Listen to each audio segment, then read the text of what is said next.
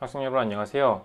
원래는 3주차 수업을 실시간으로 진행을 했었어야 됐는데 그때 내가 그 출장이 있는 관계로 동영상 강의를 업로드 하겠다고 얘기를 했었죠. 근데 동영상 강의가 좀 늦어졌습니다. 오늘 수업은 챕터 1 이전에 설명했었던 부분에서 조금 한 두세 페이지 정도 짧게 남은 그 페이지를 다 설명을 할 거고요. 그 다음에 챕터 2 전체를 다 정리를 하고 넘어갈 겁니다. 그래서 오늘까지 하면은 챕터 2까지 완료가 될 겁니다. 진행해 봅시다. 일단 챕터 1 Introduction to Design Optimization 이 부분을 마무리 짓도록 할게요.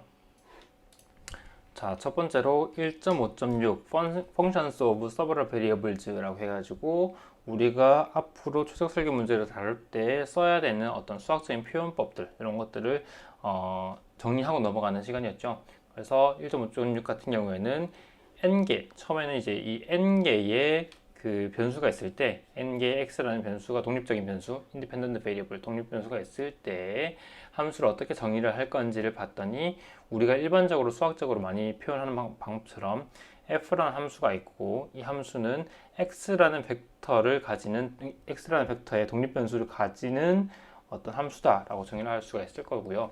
요 x를 쪼개가지고 x1, x2, 점점점에서 xn까지의 독립 변수를 가진다라고 설명을 할 수가 있겠죠.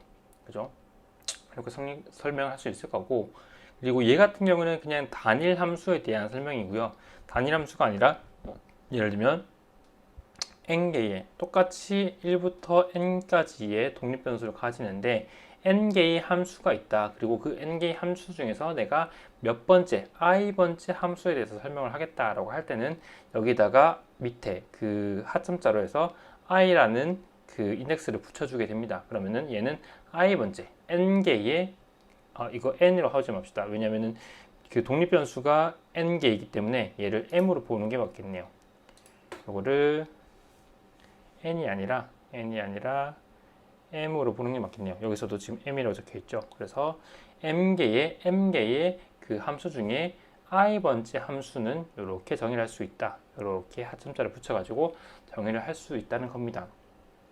그리고 얘는 지금 하나의 함수에 대해서 설명을 하는 거지만 얘가 총 m개가 있을 거잖아요. g1부터 g1, g2에서 점점점에서 gm까지의 함수가 있을 겁니다. 그래서 그거를 단순히 함수 이렇게 하나로 보는 것이 아니라 얘네들을 하나의 벡터 폼으로 이렇게 나타내서 g1, g2, g.점에서 gm까지를 한꺼번에 표현할 수도 있습니다. 그렇게 했을 때는 이렇게 밑에 있는 하점자는 없어지는데 하점자는 없어지고 대신에 이 g라는 표현이 그 뭐랄까요 그 볼드체가 처리되어 있지 않은 이런 표현이 아니라 볼드체 처리되어 있는 이런 표현으로 바뀌는 것을 볼 수가 있습니다. 그래서 얘는 그 볼드체 안 되어 있는 거는 이 볼드체 되어 있는 이 벡터 표현의 하나의 엘리멘트라고 보면 되고요. 그렇죠? 그래서 m개 엘리멘트를 가지는 g 벡터를 표시를 한 겁니다.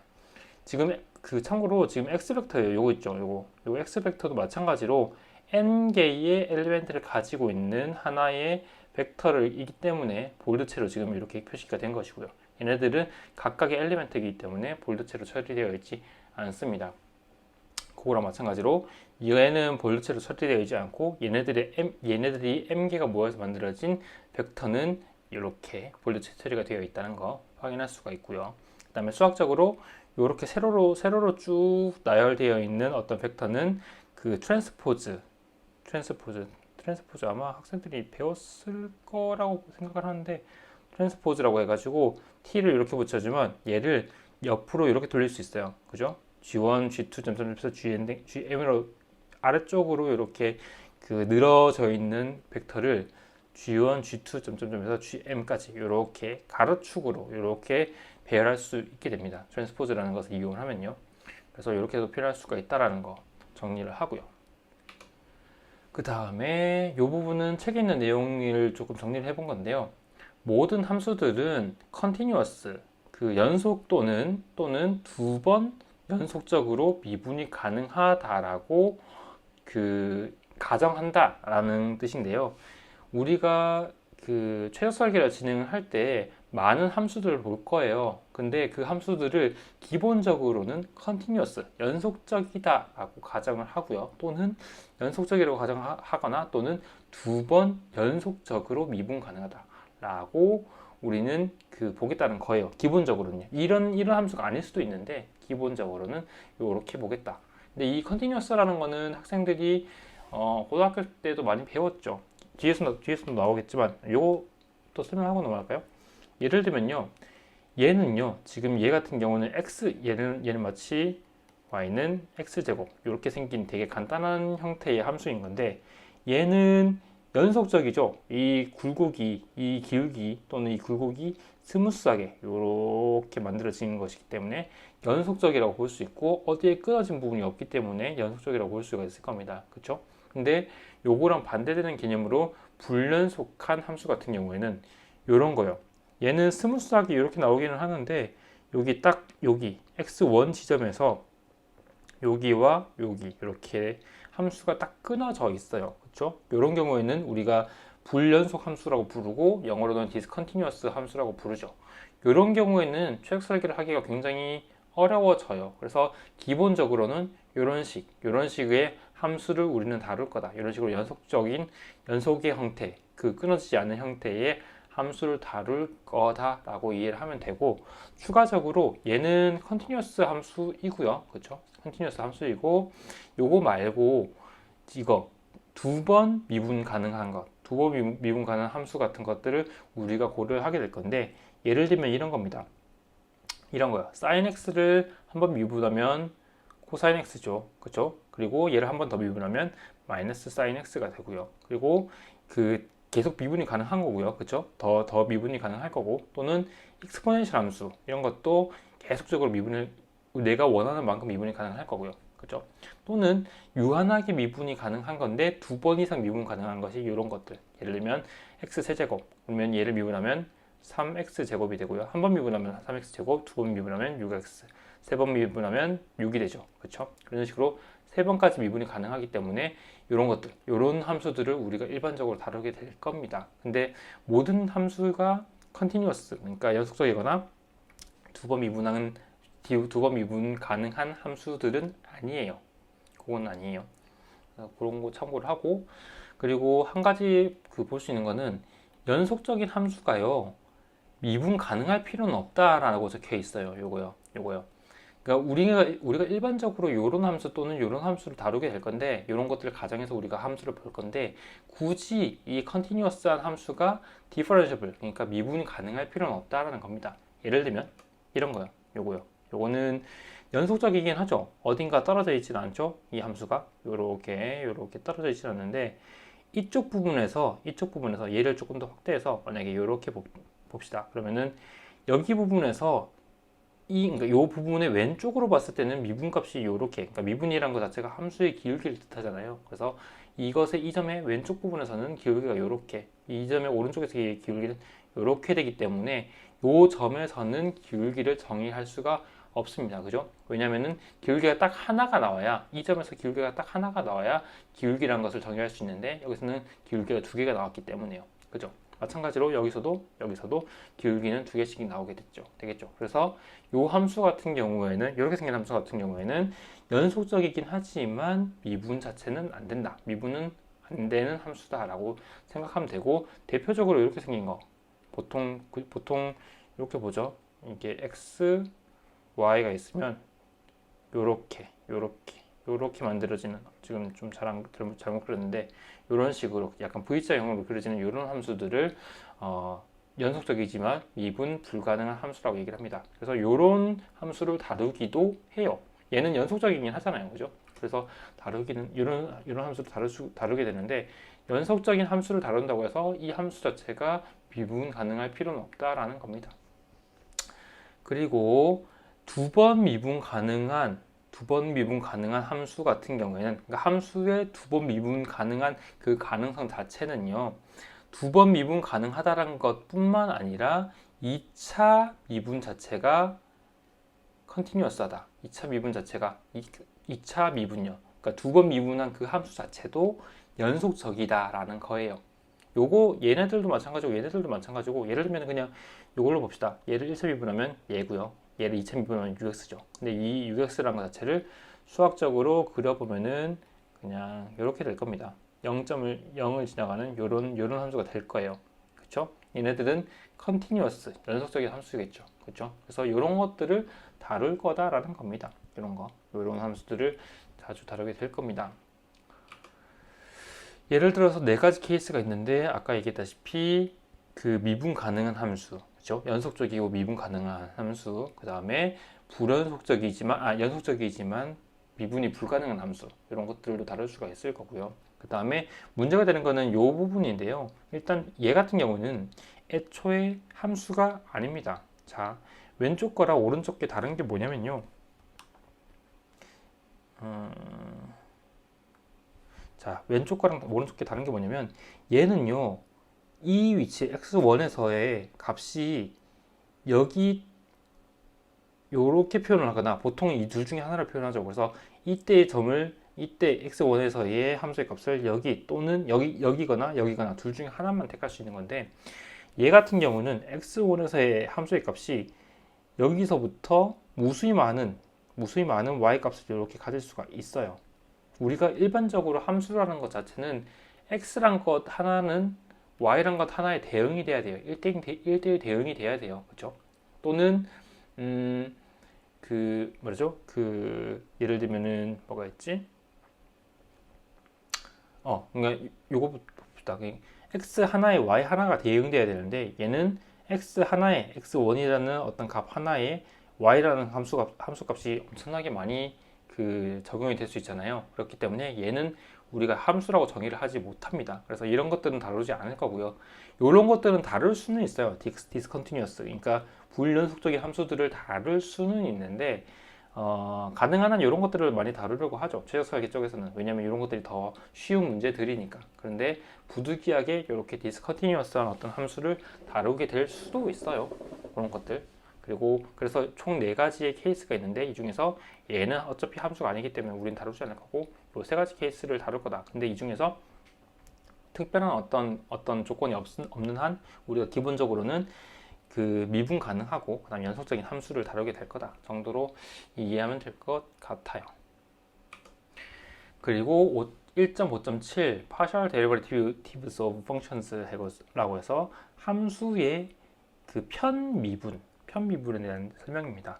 우리가 일반적으로 편미분이라는 것은 이렇게 라운드라는 표현을 쓰죠. 라운드에서 표현을 하게 되고 편미분이라는 것 자체가 한 개의 독립변수가 아니라 여러 개의 독립변수에 대한 함수이기 때문에 얘를 미분할 때 어떠한 독립변수로 미분하겠냐라는 것에 대한 차이점이 있죠. 그래서 만약에 n개의 독립변수를 가지는 함수가 f라고 정의가 된다고 하면 얘는 x1에 대해서도 미분이 가능할 거고 x2에 대해서도 미분이 가능할 거고 점점점에서 xn까지 n개의 독립변수에 대해서 각각 미분이 가능할 겁니다. 그래서 그것을 우리는 편미분이라고 하죠. 그렇죠? 그렇게 표현할 수가 있을 거고요. 얘는 한 번 미분한 거예요. 2번 미분한 건 아니고 한 번 미분한 겁니다. 그래서 n개의 어떤 함수를 가지게 될 거고요. 그러니까 우리가 fx라고 정의를 했는데 이 x라는 것 자체가 n개이기 때문에 이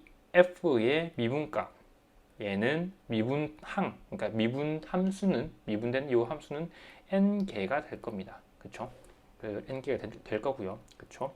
그래서 얘를 앞에서 봤던 요거처럼 벡터 폼으로 표현할 수가 있어요. 벡터 폼으로 이렇게 표현할 수가 있고 마찬가지로 위에서 아래쪽으로 이렇게 쭉 나열해 가지고 x1으로 미분한 것, x2로 미분한 것, 점점점에서 xn으로 미분한 n개의 항을 가지는 엘리멘트를 가지는 벡터로 표현할 수가 있을 겁니다. 근데 얘는 수학적으로 우리가 그레디언트라고 아마 학생들이 내가 언제 했죠? 유체역학 시간 때부터 설명했던 것 같은데 델 오퍼레이트라는 것을 이용을 해가지고 그레디언트라는 것을 정의를 할 수가 있었고 요 그레디언트의 표현이 딱 이렇게 생긴 표현입니다. 그래서 미분한 것을 쭉 나열해서 만든 요 하나의 벡터를 우리는 그레디언트라고 표현할 수 있게 됩니다. 중간에 얘 같은 경우에는 뭐냐면 얘랑 지금 다른 거 보면은 얘는 밑에 있는 요 분모에 있는 이 x가 그 볼트체 처리되어 있죠. 그러니까 벡터 이 함수 자체를 벡터로 미분한다. 근데 이 벡터 자체가 n개의 n개의 독립 변수를 가지고 있는 벡터다 보니까 이 전체 미분항도 n개가 되는 거죠. 그래서 이렇게 표현할 수도 있는데 가장 간단하게는 이렇게 그레디언트 델 오퍼레이터를 써가지고 그레디언트로 표현하면 제일 좋습니다. 그리고 사실 이 그레디언트라고 하는 요거가 약간 그런 느낌으로 보면 돼요. 그 뭐랄까요? 색깔에서 그라데이션이란 거 있죠. 그냥 빨주노초 파란부가 이렇게 연속적으로 쭉 계속 바뀌는 거. 걔네들이 이렇게 바뀌는 느낌이죠. 어떤 그 색상이 바뀌는 느낌이잖아요. 그거랑 비슷하게 그레디언트, 수학적으로 그레디언트라는 것 자체를 우리는 기울기, 그러니까 여기 값이 바뀔 건데 이 값이 얼마만큼 빨리 바뀔까지 이런 것들을 표현하는 그 기울기를 뜻하는 거예요. 그래서 그레디언트라는 것도 기울기를 뜻하는 것이고 사실은 데리버티브라는 것도 약간의 기울기의 느낌입니다. 얘는 정확히 말하면은 미분이라고 하는 건, 그러니까 미분이라고 하는 거고 얘는 기울기라고 하는 건데 함수의 미분값이, 그러니까 함수의 미분값이 기울기잖아요. 그래서 이 데리버티브란 말이랑 그레디언트란 말을 굉장히 혼용해서 많이 씁니다. 특히나 최적 설계 쪽에서는요. 그래서 두 개의 어떤 단어들을 되게 같이 쓴다라고 생각하면 됩니다. 그리고 방금까지 설명했던 거는 1차 편미분에 대한 항이었고요. 이번에는 2차 편미분입니다. 그러니까 두 번 미분 가능한 함수에 한해서 적용이 되겠지만 2차 편미분에 대한 항인데 우리가 n개에 대한 독립변수를 봤기 때문에 이 함수를 두 번 미분할 때는 예를 들면은 x1에 대해서 한번 미분하고 x1에 대해서 다시 한번 미분할 수도 있고 x1에 대해서 미분한 다음에 x2에 대해서 미분할 수도 있죠. 그런 식으로 그 조합, 그러니까 n개에 대한 조합이 굉장히 많을 겁니다. 그쵸? 이 조합이 총 몇 개다? 몇 개냐? n 곱하기 n에서 n 제곱개의 경우의 수가 다 나올 거죠. 여기 i랑 j가 무엇이 되느냐에 따라서. 그쵸? 그렇게 볼 수가 있을 것이고 2차 미분은 그냥 1차 미분 여기서 요 미분한 것에서 다시 한번 그러니까 xi로 미분한 다음에 그 함수를 다시 xj에 대해서 미분을 하면 되고 ij는 1부터 n까지 아무 값이나 들어볼 수가 있게 될 겁니다. i랑 j가 똑같을 수도 있고 다를 수도 있는데 어찌됐건 n by n에서 총 n 제곱개의 경우의 수가 발생될 겁니다. 그거 이해가 갈 거고요. 앞에서는 그 그레디언트라든지 아니면은 여기 있는 이 벡터 폼 n개의 펑션에 대해서 벡터 폼으로 이렇게 나타냈는데 이 차원에서는 헤시안 매트릭스란 것을 도입을 합니다. 얘는 수학적인 어떤 표현법이라고 생각하면 되는데 얘는 뭐냐면은 2차 도함수 또는 2차 미분항에 대해서 그러니까 n 제곱개의 2차 미분항을 하나의 매트릭스, 그러니까 행렬로 나타내겠다는 거예요. 행렬로 이렇게 나타내서 이 세로축의 개수가 n개 그리고 가로축의 개수가 n개인 행렬로 나타내겠다는 것이고요. 이 행렬은 이렇게 표현을 합니다. 안에 있는 거는 xi, xj로 미분을 하겠다라는 2차 미분을 하겠다라는 어떤 표현이 있고요. 그 다음에 n by n개로 만들어진다. n by n개의 크기를 개수를 가지고 있다. 엘리멘트 개수를 가지고 있다고 표현을 하고요. 그리고 앞에서 볼 수 있었던 요거 그레디언트 있죠? 요 그레디언트요.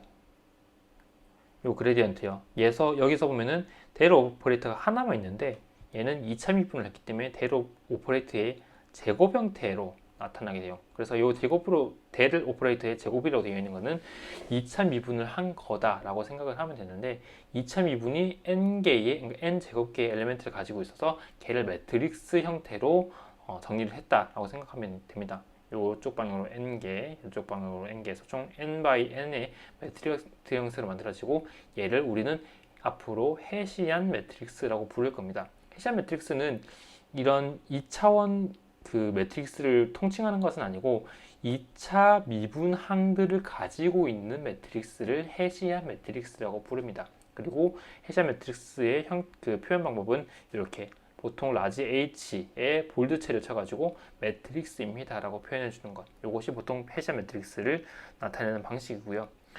일단 요거 한번 볼게요. 함수가 그냥 간단하게 함수가 두 개의 변수를 가지고 있어요. x랑 y라는 변수를 가지고 있다 쳤을 때 얘의 이차 미분은 라운드 x의 라운드 f 이게 1차 미분이죠. 그죠? 그리고 라운드 y의 라운드 f 이것도 1차 미분이죠. 편미분 x랑 y를 독립함수로 가지고 있으니까 독립 변수로 가지고 있으니까요. 그래서 두 개가 그 1차 미분인데 얘네들을 각각 라운드 x에 대해서 한 번 더 미분할 수도 있고 라운드 y에 대해서 한 번 더 미분할 수가 있을 겁니다. 얘도 마찬가지로 라운드 y에 대해서 한번 똑같은 y로 다시 미분할 수도 있고 라운드 x로 다시 미분할 수도 있겠죠. 그래서 총 4가지 케이스가 있을 거고 걔를 정리한 것이 이 안쪽에 있는 부분입니다. x에 대해서 2번 미분했고요. 얘는 x에 대해서 한번 미분하고 y에 대해서 미분한 것. 얘는 y에 대해서 미분했다가 x에 대해서 미분한 것. 얘는 y로 2번 미분한 항들이 될 겁니다. 그래서 총 4가지 엘리멘트를 가지고 있고 그러니까 그 변수의 독립변수 개수가 2개니까 2×2에서 총 4개의 케이스가 나오게 된 거죠. 그렇게 볼 수가 있고요. 그리고 학생들이 아마 편미분이라는 걸 배웠으면 알 겁니다. 얘는요, 그러니까 라운드 x, 라운드 y, 라운드 제곱, 요거 제곱으로 봐야 됩니다. 요거 제곱, 요렇게 제곱으로 봐야 돼요. 왜냐면 이 두 번 미분했기 때문에. 제곱의 f라는 거는요, 얘는요, 라운드 y에 라운드 x에 요거랑 같다라고 알고 있을 거예요. 그러니까 x로 먼저 미분했다가 y로 미분하든지 y로 먼저 미분했다가 x로 미분하든지 전혀 상관없이 동일한 값이 나온다는 것을 알고 있을 겁니다. 그죠? 그렇기 때문에 이 값이랑 그러니까 여기 있는 요 함수의 형태랑 여기 있는 요 함수의 형태가 완전하게 동일하기 때문에요. 요 중간에 있는 요 대각선에 있는 요 함들 기준으로 좌우가 완전하게 동일한 값이기 때문에 이 헤시안 매트릭스는 시메트릭하다라고 표현을 합니다. 이 시메트릭하다는 것 자체가 중심선을 기준으로 양쪽이 완전하게 동일하면 우리는 시메트릭 매트릭스라고 부르죠. 그리고 헤시안 매트릭스도 지금 보는 것처럼 시메트릭 매트릭스가 됩니다. 이해가 가죠? 그 미분 또는 편미분 이런 부분에 대해서 학생들이 이해를 하고 있다고 하면 이 부분은 전혀 어렵지 않았을 거예요. 그리고 아마 이게 1.5장 그러니까 1장이 마지막 부분인데 1.5.7 파셜 데리베티브스 오브 펑션즈 부분에서 요거 봅시다. 일단은 요거 n개의 변수에 대해서 함수 gx의 그레디언트를 구할 겁니다. 그레디언트를 구할 건데 자, 이 gx란 것 자체가 하나의 함수를 나타내는 것이 아니라 m개의 함수를 나타냈었죠. 여기 요거 m개의 함수를 나타냈었잖아요. 요것에 대한 표현법입니다. 아까까지 여기까지 했었던 거는 하나의 그러니까 m개가 아니라 한 개의 그 함수에 대한 표현법, 그 미분 1차 미분, 2차 미분에 대한 표현법이었고요. 지금 얘가 하는 거는 m개의 함수를 가지고 있는 이 gx라고 표현되어 있는 요 함수 덩어리 있죠. 그러니까 함수의 셋 있죠. 요것에 대해서 미분한 그레디언트, 그러니까 얘에 대해서 그레디언트를 구한 그 매트릭스를 어떻게 표현하겠느냐 이런 것들을 볼 수 있는 슬라이드입니다. 일단 앞에랑 똑같아요. 표현 방법은 요거랑 똑같아요. 요거에 보면은 그 대로 오퍼레이터 썼고요. f의 x 이렇게 표현을 했죠. 여기서 f를 g의 벡터로 바꿨을 뿐입니다. 근데 얘는 g라는 것은 그 보드 처리되어 있는 것처럼 하나의 함수가 아니라 함수의 세트, 그러니까 하나의 벡터 형태로 표현되어 있는 그 수학적인 표현이에요. 그죠? 그리고 얘도 수학적인 그 벡터 형태로 되어 있는 수학적인 표현일 거고요. 근데 이 g라는 것 자체가 g1, g2 점점점에서 gm까지의 엘리멘트, 그러니까 gm까지의 함수를 묶어 놓은 거다 보니까 이게 아마 이렇게 티가 될 겁니다. 묶어 놓은 그 거다 보니까 당연히 G1에 대해서 그레디언트 그리고 G2에 대해서도 그레디언트 점점점에서 GM에 대해서도 그레디언트를 계산하는 방식이 될 거예요. 앞에 있는 요거랑 다른 거 요거랑 다른 건 뭐냐면 얘는 함수가 하나이기 때문에요. 얘를 그레디언트를 통해 가지고 그 미분을 하더라도 n개의 n개의 엘리멘트만 나오고 끝났어요. 그러니까 요 세로축 방향으로 n개이고요. 이쪽 방향으로 한 개죠. 그렇죠? 한 개인 어떤 벡터 형태로 나타냈는데 얘는요. 그러니까 x 자체가 n개이지만 g라는 것, 그러니까 함수 자체가 한 개가 아니라 m개이기 때문에 총 이쪽 방향으로 m개의 엘리멘트를 가지는 표현으로 나타내게 될 겁니다. 하나의 G1이요. n개에 대해서 i가 1부터 n까지 해서 G1이라는 함수 하나에 대한 미분값이 n개, 그러니까 미분한 그 함수가 n개일 텐데 이러한 함수가 m개 있는 거예요. 이해가죠? m개까지 있는 겁니다. 그래서 요거를 수학적으로 표현할 때는 이렇게 보통 표현합니다. 요거부터 볼게요. G1에, 그러니까 지금 여기 있는 요 부분입니다. 요 부분이고 지금 G1이란 것 자체가 이렇게 표현할 거예요. 정확히는 요거죠. 이렇게. 그래서 G1에 대한, 그러니까 이거 G1이란 것은 그냥 하나의 함수입니다. G에다 분리 처리된 게 아니라 그냥 G1이라는 함수 하나예요. 그래서 함수 하나에 대한 그레디언트는 앞에서 표현했던 요거랑 완전하게 동일하게 가로축 방향으로 한 개 엘리멘트가 있고 세로축 방향으로 n개 엘리멘트가 있는 벡터로 표현이 될 거고요. 그렇죠? 그리고 G2에 대한 그레디언트도 가로축 n개, 가로축 한 개, 세로축 n개인 벡터로 표현이 될 거고 얘네들이 점점점에서 n이 아니고 m개의 그러니까 m개의 케이스가 만들어질 겁니다. 그래서 그 세로축은 n이고요. 가로축이 그러니까 얘네들 쭉 모아가지고 얘가 하나의 벡터, 점점점에서 하나의 벡터. 그래서 m개의 벡터가 있을 건데 얘를 모아서 요렇게 하나의 매트릭스로 만들게 된 겁니다. 이거 n이 아니고요, m입니다. m 요렇게. 네, 그래서 m개, 그러니까 세로축이 n개고요, 가로축이 m개인 그 매트릭스로 만들게 된 겁니다. 그래서 n by m으로 표현이 되어 있고요. 그렇죠? 그래서 이렇게 표현하면은 m개의 함수에 대한 그냥 말로 표현할게요. 함수에 대한 n개 변수의 미분 항들을 다 가지는 매트릭스가 되겠죠. 그렇죠? 그래서 요거 하나를 가지고 있으면은 그 내가 고려하고 있는 독립변수에 대한 모든 미분항들을 다 가지게 됩니다. 그렇죠? 그래서 이런 것들을 하나를 딱 구성을 해놓고 미분항에 대해서 고려를 하면은 굉장히 쉬워집니다. 그런 거 보려고 지금 여기서 5.7에서 정의를 한 거고요.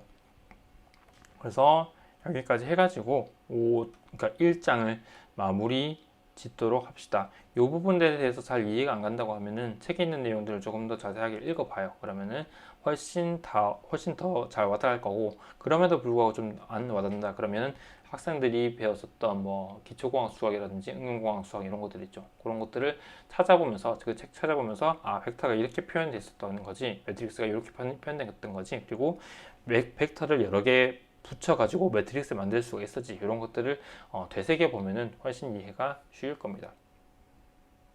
자, 이제 챕터 2로 넘어가고요. 챕터 2의 이름은 Optimum Design Problem Formulation이라고 되어 있는데, 얘를 한글로 표현하면 최적 설계 문제 정의 정도로 표현할 수 있겠네요. 그 말 요거 그냥 그대로 지각한 거예요. 옵티머임이란 것이 최적값 이렇게 할 때의 어떤 느낌이고요.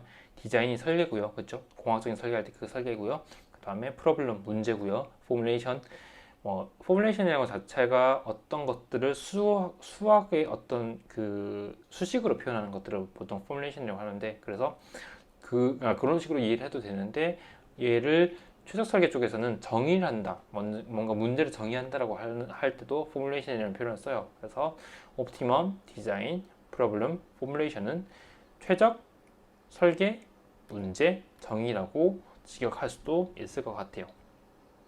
시작해 봅시다. 인트로덕션입니다. 그래서 지금 여기서는 적절하게 그 어떠한 공학적인 문제, 그러니까 공학적인 설계 문제를 정의하는 것에 대한 적절성, 적절하게 정의를 하는 것이 얼마만큼 중요한지 이런 것들에 대한 설명인데 이 부분은요, 그러니까 적절하게 공학적인 설계 문제를 정의하는 부분은 전체 설계의 그 설계 비용, 그러니까 설계를 할 때 들어가는 어떤 인력적인 측면 아니면은 어떤 비용적인 측면의 어떤 그런 여러 가지 제반 그 뭐랄까요 제반 환경들 있죠. 그 환경들에서 50% 이상을 차지하는 굉장히 중요한 단계다라는 겁니다. 왜냐하면은 그러니까 예를 들면 이런 거죠. 내가 어떤 것들을 설계하겠어. 그리고 얘를 어떤 방식으로 설계하겠어. 얘를 어떠한 변수를 고려해서 설계하겠어. 이런 것들에 대한 고려가 충분히 돼야지만 내가 설계를 더 잘할 수가 있겠죠. 이런 것들에 대한 고려가 전혀 없이, 그러니까 아무런 생각 없이 그냥 뚝딱뚝딱 만들어서 결과물을 내놓는다. 이거는 사실은 설계의 개념도 아니고 그냥 약간의 뭐랄까요. 그냥 임의적으로 어떻게 만들었는데 얘가 그냥 잘 된 케이스인 것일 뿐이지 설계라고 볼 수가 없죠. 그래서 그런 공학적인 어떤 설계를 할 때는 얘를 어떻게 할 건지를 구상하는 것이 굉장히 중요하다는 겁니다. 이게 50% 이상의 어떤 중요도를 가진다고 해요. 그리고 적절하게 정의하는 것. 그 최적 설계 문제에 대해서 적절하게 정의하는 것의 중요성은 그러니까 요게 중요하기 때문에 굉장히 많은 노력을 쏟아야 된다는 겁니다. 왜냐면은 그 최적 설계에 대한 어떤 결과물은 얼마만큼 잘 정의되어 있느냐에 따라서 최적 설계의 결과물이 달라지기 때문이에요. 만약에 우리가 굉장히 중요한, 여기서 컨스트레인트라는 것은 나중에도 표현하겠지만 그 제약 조건이라고 우리가 뭐랄까요, 한글로는 표현을 하는데, 예를 들면 이런 거죠. 내가 어떤 걸 설계할 건데 이러이러한 조건은 안 가지도록 설계를 해줘 라는 그때의 그 조건, 그것을 우리는 컨스트레인트 또는 제약 조건이라고 부르는데요.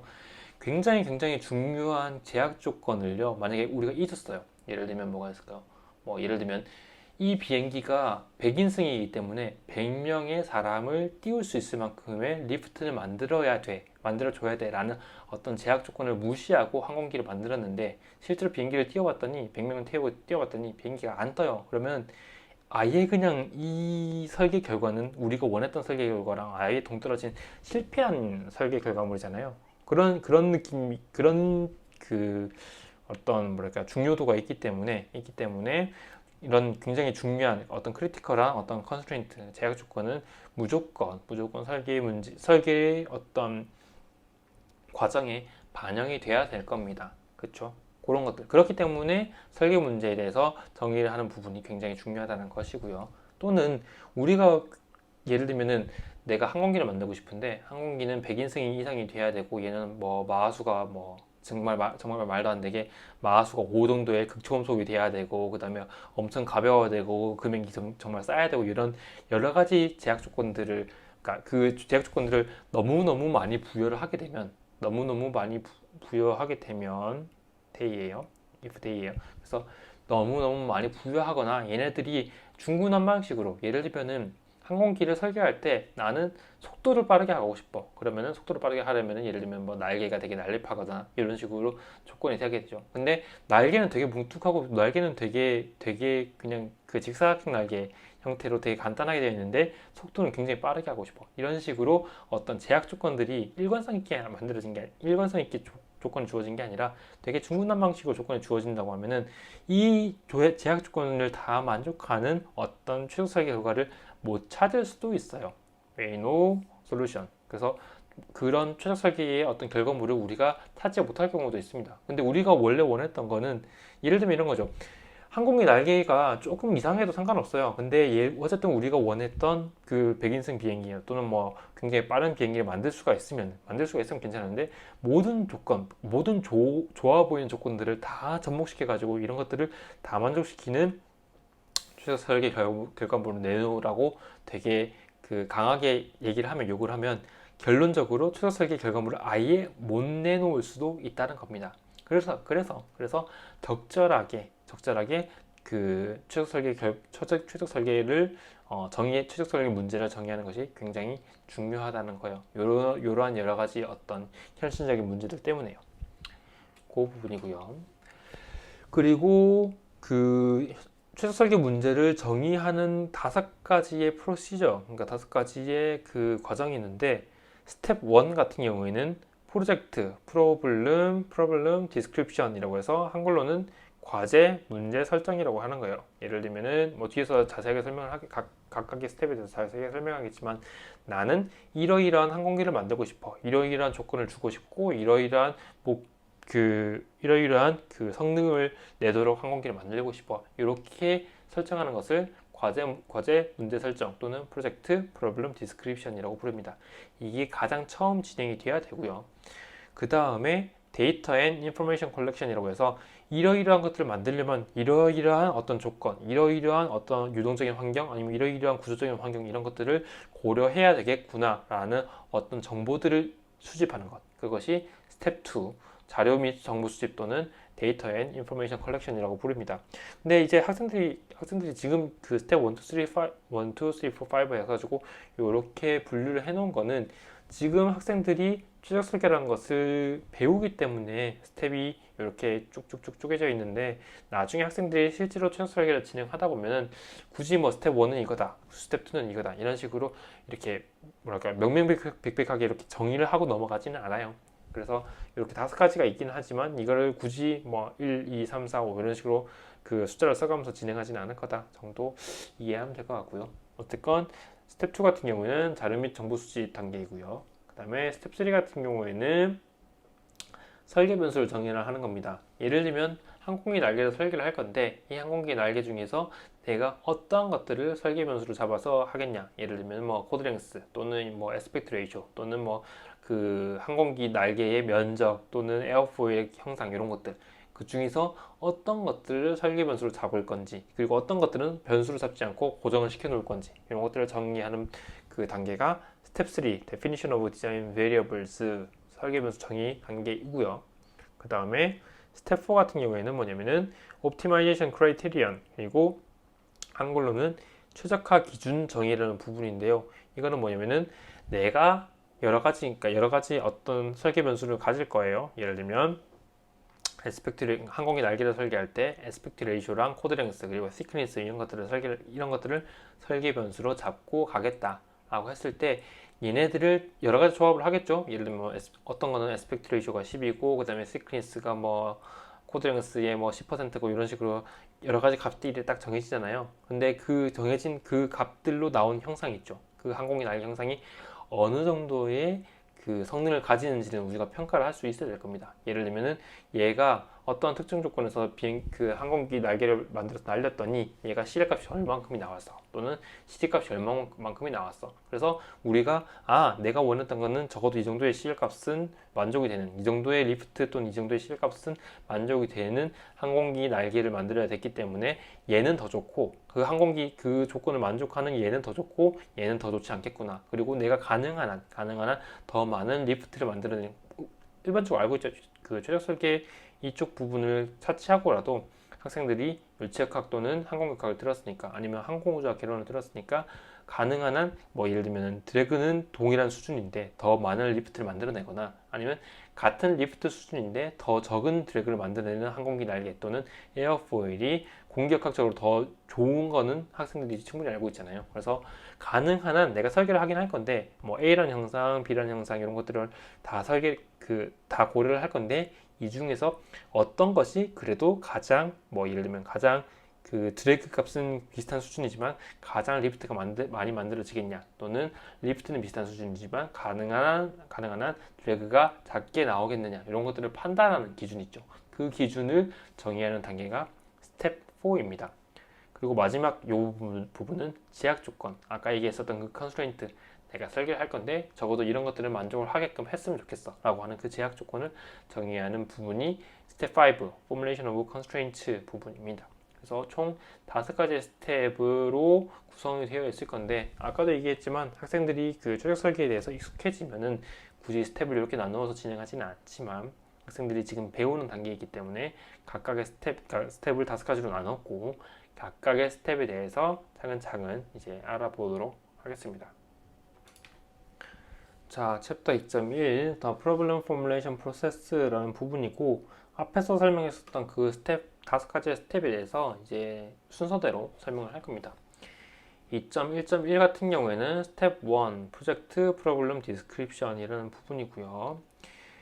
그 최적 설계 문제를 정의하는 그 단계는 어디서부터 시작을 하냐고 하면은 어떠한 것들을 예를 들면 우리가 어떤 것들을 설계할 거다라는 것을 정의하는 또는 설명하는 단계에서부터 시작을 한다라는 거예요. 당연하죠. 왜냐면 우리가 자동차를 설계할 수도 있고 항공기를 설계할 수도 있고 항공기 중에서도 항공기 날개를 설계할 수도 있고 어떤 것들을 설계할 건지에 대해서 정확하게 그 얘기를 그러니까 설명을 할 수 있어야 되잖아요. 그래서 거기서부터 시작을 한다라는 거고요.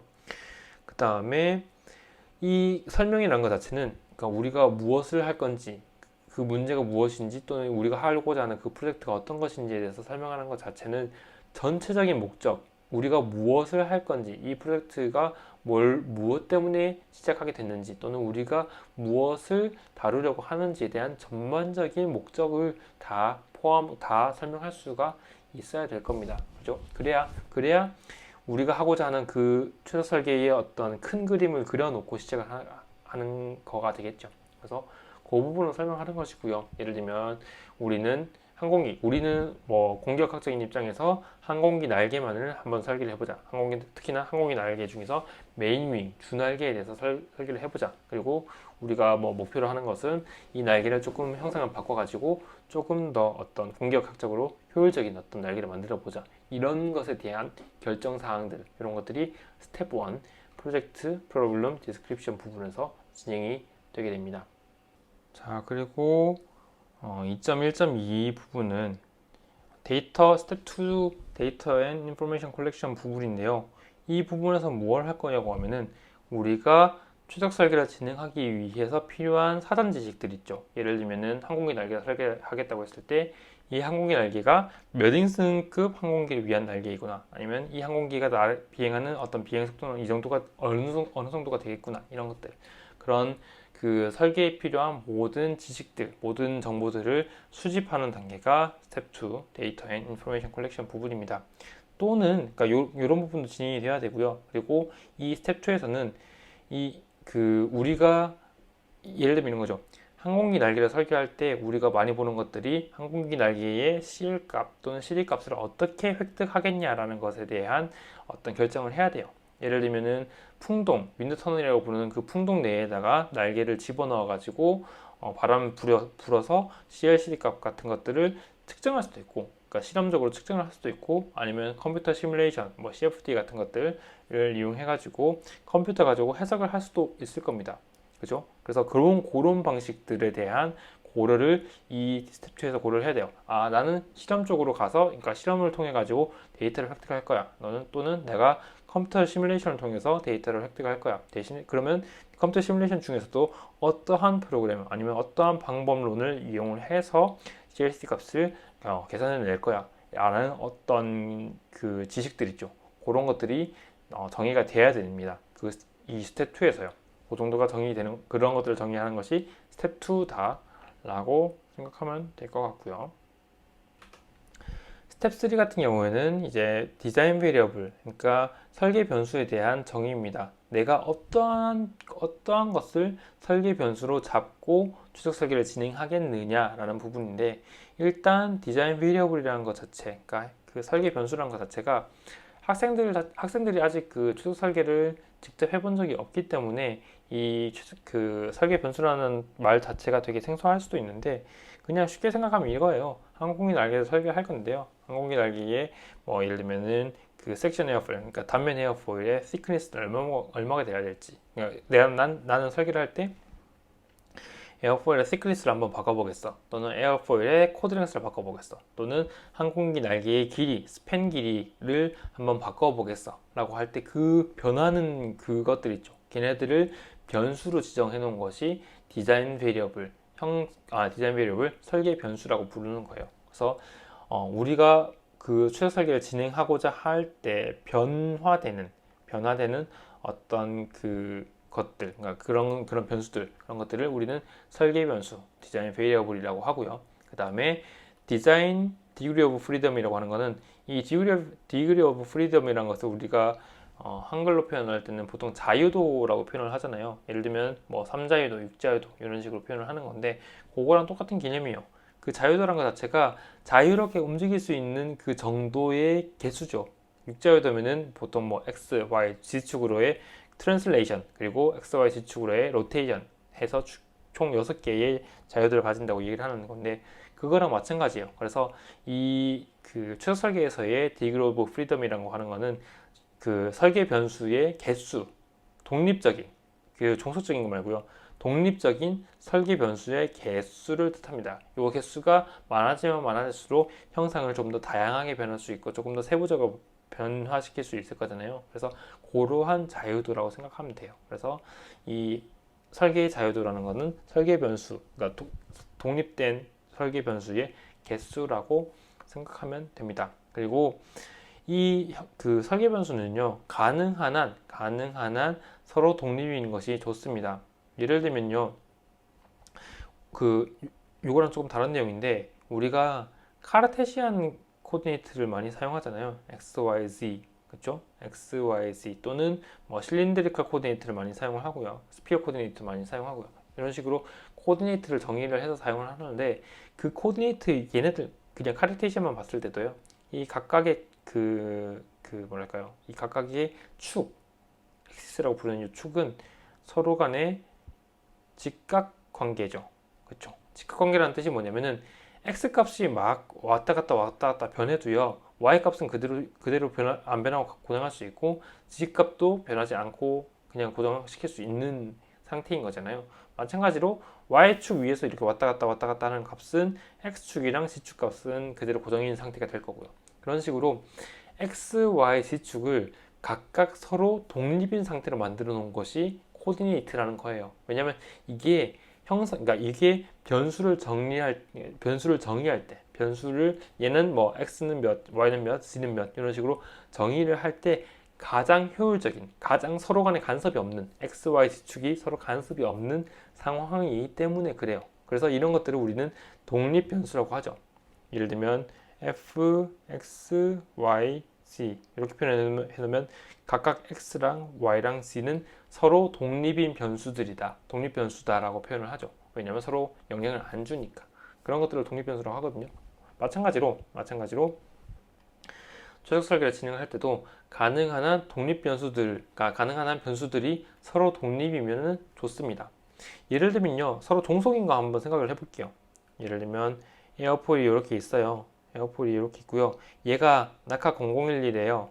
그러면은 학생들이 알고 있다시피 낙하 0011이라는 것 자체가 시크니스가 그 코드랭스의 12%라고 정의된 거잖아요. 그래서 이렇게 형상을 고정시켜 놓음으로 인해서 뭐가 발생하냐면 나는 이 에어포일의 시크니스도 T 오버 C라고 부르는 이 시크니스에 대한 그 레이쇼, 그러니까 두께 B라고 부르는 T 오버 C 있죠. 이 부분도 바꾸고 싶고요. 그 다음에 코드랭스도 바꾸고 싶대요. 그래서 이 에어포일 형상을 바꿔가지고 어떤 성능을 보고 싶은데 코드랭스가 바뀌는 건 상관없어요. 코드랭스가 바뀌는 거는 그냥 얘가 뭐 길어지고 짧아지고 하는 그거밖에 전혀 다른 건 없는데 T 오버 C라는 것 자체가 C 값이 바뀌면요. T 값이 내가 변수 그냥 아무것도 고정되어 있지 않은 변수라고 하면 상관이 없는데 낙하 0011이라는 어떤 조건을 줌으로 인해서 T 오버 C라는 것이 그냥 딱 정해져 버리죠. 그쵸? 그렇게 되면은 얘 자체는 변수로 우리가 볼 수가 없어요. 그냥 낙하 0011이라는 요 조건을 주고 얘를 그냥 고정시켜 버린 거니까요. 설령 아니면 또는 낙하 0011을 쓰지 않겠어. 낙하 0011을 쓰지 않는데 이 T 오버 C라는 값을 내가 변수로 보겠어라고 하더라도 얘는 C라는 값 자체가 이 수식 T 오버 C에서 C라는 값이 있기 때문에 얘가 결정이 되면 이 T 오버 C라는 값이 예를 들면 T 오버 C를 내가 뭐 0.1로 보겠다, 10%로 보겠다고 하면 이 코드랭스가 정해짐에 따라서 시크니스 T, 그러니까 요만큼의 시크니스도 딱 정해져 버리게 되죠. 이런 것들이 서로 종속인 관계다. 그러니까 T랑 C는 서로 동서인 관계다라고 표현할 수가 있는데, 이러할 경우에는 이 뭐랄까 설계에 대한 자유도가 떨어지는 거죠. 그냥 예를 들면 T 오버 C를 바꾸겠다고 하는 것이 아니라 그냥 요 두께 T라는 것을 바꾸겠다라고 하면은 가로축에 대한 변화도 생기고 세로축에 대한 변화도 생기고, 가로축과 세로축이 서로 독립이기 때문에 전혀 설계하는데 그러니까 문제라든지 고려할 것들이 없을 겁니다. 그런데 우리가 T값, 시크니스를 바꾸는 것이 아니라 T 오버 C를 바꾸겠다라고 하면은 문제가 좀 달라지죠. 왜냐면 이 변수 자체가 C라는 그 코드랭스에 대한 변수에 종속되어 있으니까요. 그래서 이런 것들은 좀 안 좋은 케이스이고, 그래서 가능한 한 서로 독립인 설계 변수를 정의하는 것이 좋습니다. 그 내용이고요. 그 다음에 만약에 우리가 그 설계 변수에 대한 어떤 하나의 세트, 뭐 예를 들면 x1은 어떤 값이다, 그리고 x2는 어떤 값이다 라고 어떤 수치 값을 입력해서 만들어 놓은 하나의 세트가 있을 거죠. 예를 들면 뭐 항공기 날개의 에스펙트 레이쇼는 10이다. 그리고 항공기 날개의 thickness는 뭐 T 오버 C 같은 경우에는 뭐 12%다. 코드랭스는 뭐 0.1m 정도가 된다. 라고 다 모든 디자인 변수, 그러니까 모든 설계 변수에서 값을 주어지게 되면 그 값에 해당하는, 그 변수의 값에 해당하는 어떤 디자인 형상이 나오겠죠. 그렇죠? 요 디자인 형상이 나올 건데요.